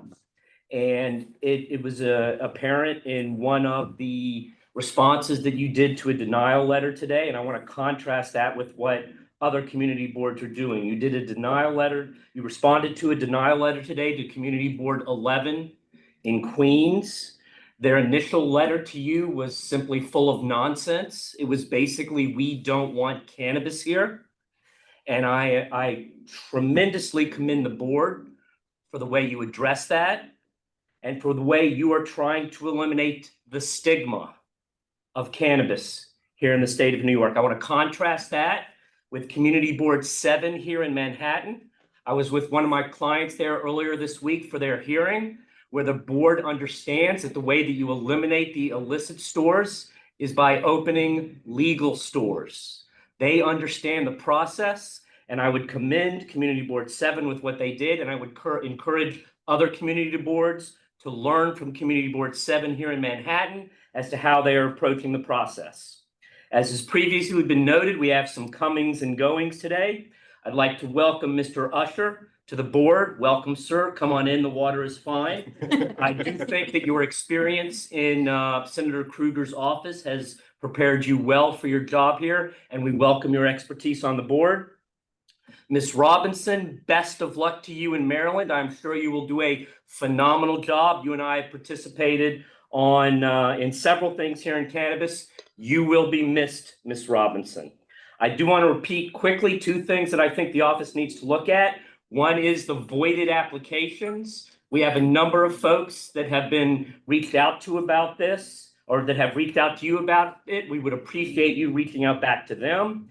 We know you have problems when you pull the pins from the proximity protection map as far as what happens. We have numbers of people where landlords even say, I don't have a lease on this space. We encourage you to look over those types of things. 2 dates coming in the future. We have our Medical Cannabis Lobby Day in Albany on March 11th, where we will be promoting 2 bills. One, promoting education about medical cannabis in the state, and the second is requiring the state-funded health insurance entities to cover medical cannabis. That is on March 11th. And then next week, February 19th, as many of you know, I host a show on LinkedIn called Ask Me Anything about cannabis legalization in New York every Wednesday at 4:20. Next Wednesday's guest will be the majority leader of the assembly here in New York, Ms. Peoples-Stokes, and we will ask her many questions about what's going on in cannabis, as well as that health insurance bill. Thank you very much. Thank you. Kimberly Barrett and then David Naposki. Good afternoon, OCM and the CCB. Thank you for providing me with the opportunity to speak today. My name is Kimberly Barrett, and I'm the founder of Alfina LLC, which applied for a Type 1 AU processor license in 2023-000-223, as well as an AU distributor license in 2023-000-282. Alfina's processor applications ranked number 156 in your December queue. Since 2022, OCM has met with New Yorkers to promote a New York-driven cannabis market, educating us on licensing and encouraging small businesses, social equity applicants like me to apply. They urge in participation in the mentorship program to learn the curriculum they established. Through all of this, OCM laid a path towards licensure. I've followed it since day one, but it's been expensive, damaging, and frustrating. I've met every suggestion set by the OCM that could bring me closer to my dream of owning and operating a licensed cannabis processor. I completed the mentorship program. I forewent money and opportunities in other states to remain committed to the OCM's goal of a New York dedicated cannabis market. I spent savings I'll never recoup to secure real estate and licensing assistance to apply for a license. I've been extremely patient, telling myself my time for licensure will come. So you can imagine how puzzled I was to see that 8 Type 1 processor licenses have been awarded to entities ranked later than my position of 156. My application has not even been reviewed, and folks after me are receiving their license. How is this possible? How do you expect a small business like mine to wait over 15 months without clarity, maintain real estate and operations with no revenue, raise funds without a license? I'm asking the OCM to provide insight as to how it actually reviews applications in the queue, because it doesn't seem to be based off the actual queue numbers. Please let me and others like me understand where we stand so we can make informed decisions about the future of our businesses in New York State. Thank you. Thank you. David? Yes, good afternoon, OCM execs and members and control board members. First off, Tabitha, your work on equity is appreciated and will be missed. Best of luck in your next role. I'm sure you'll crush it there. Speaking of social equity, I just want to bump to people's attention the loan investment fund for card dispensary build-outs. We haven't forgotten about this. I still need a real accounting of this money, where it was spent, how it was spent, and real accountability for the people involved. It was and remains a disaster, and we don't want it to be forgotten. I want to briefly touch on enforcement against unlicensed shops. Despite the celebratorily toned announcements earlier this year, enforcement so far across the state is woefully inadequate. For example, there are more unlicensed cannabis retailers within 5 blocks of our dispensary than there were when we opened for business 9 months ago. And there is another one that will be opening in the next week or so. This is not a success story for enforcement. It is a failure and will seriously damage retailers. Look at the economic data that John Padilla just presented. The sales numbers for dispensaries are disastrous. At average, arithmetic mean, not median, sales of $250,000 to $300,000 per month, many or most of these businesses will fail. It is not a cynical or pessimistic opinion. It is a simple math equation. Perhaps the easiest way to prevent this from happening is to eliminate the illegal competition and give these businesses a fighting chance. When this has been successfully done in pockets around the city and state, nearby retailers saw a 50 to 300% increase in sales. This is the difference between choked to death in slow, painful bankruptcy and a viable, perhaps even thriving business. Lastly, I want to touch on the proximity protection regulation proposal. I applaud the intent of moving toward a more restrictive process and incorporating the public feedback on the first round of comments. I also welcome board members Garcia and Usher's interest in gauging public feedback on the current iteration, all along the process. Unfortunately, the current proposals are still pretty inadequate as written. The public convenience is only served if there's a viable and stable industry. Destabilizing existing licensees is contrary to that requirement, and ignoring or deprioritizing the impact on existing licensees is both insane as policy and counterproductive to the immediate goal.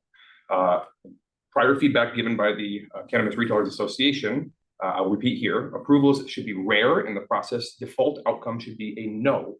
9 months of operation consideration for existing licensees is hardly sufficient to establish viability. 500 feet as the lower buffer length is probably too small. Determination criteria needs to be clearly established and transparent. It can't just be, they managed to convince the board. It needs to be, that's not a reasonable standard for review. Introduces too much uncertainty to the industry and its participants. No waivers should be granted if there are operating unlicensed businesses in the neighborhood, and a negative determination by the local municipality or community board should be immediately determinative.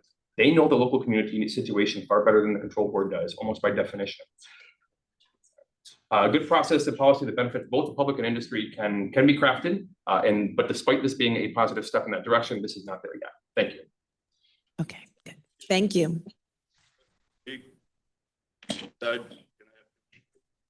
Yes, I'm sorry. Thank you. I'm And Floyd what is your Guernsey. name? Floyd Guernsey IV. I'm with Schoharie Valley. Okay, Hemp I need you LLC. to spell your name into the mic so that the person dictation will be able to get it. FLOYDGUERNSEY. That's Floyd Guernsey. I'm the fourth. I'm the majority shareholder and owner and operator of Schoharie Valley Hemp LLC, AUCC 220. Pending applicant 675, I'm here today to advocate for our cannabis license approval, as well as shed light on how much loss we've endured. Our family-owned nursery, Guernsey Schoharie Nursery, has been in business for 135 years. Devastated by Hurricane Irene in 2012, we lost everything from plant material to infrastructure and equipment. We want to recover. We spent many hundreds of thousands of dollars to keep producing cannabis in hopes to gain traction in the market. We have been watching non-licensed applicants gain approval. Meanwhile, we sit on our investment from day one. This hurts, from our family business to local consumers to tax revenue for county and state. Please give attention to these applicants who have been in the AUC program like myself.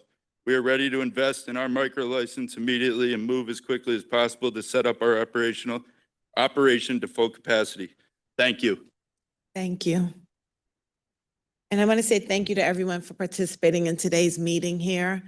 Please note the time, location, and the live stream link. Yeah, I also pre-registered and didn't show up on the sheet. Okay, I'm sorry about that. Can you please spell your name? Sure, Max Freed, MAXFREED. In December, OCM proposed license caps despite capturing less than a fifth of the illicit market, and is using the Whitney report as evidence for a data-driven conversation.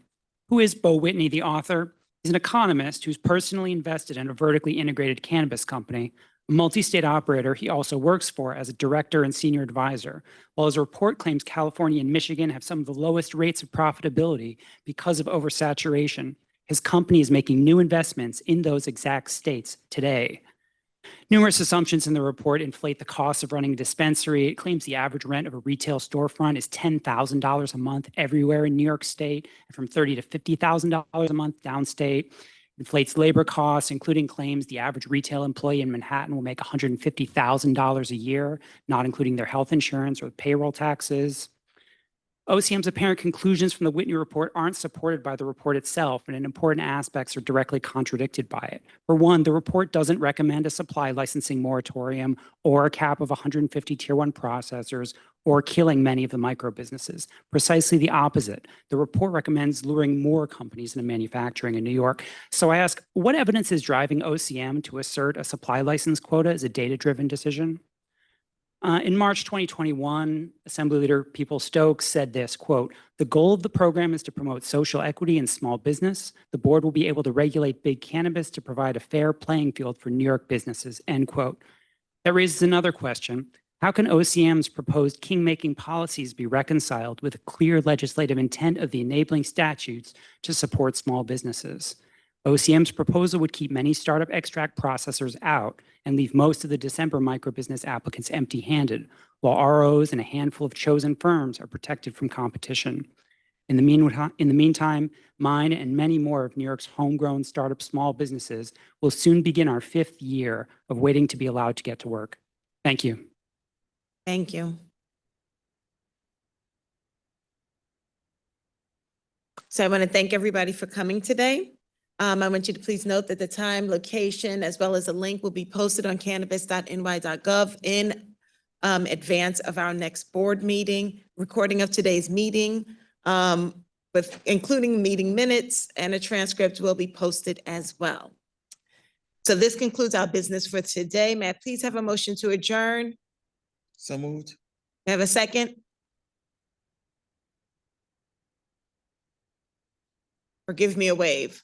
Second. Sorry. All right, thank you. Sound issues here. All right. All in favor? Aye. Aye. All right. Motion to adjourn. This meeting carries. Thank you all again.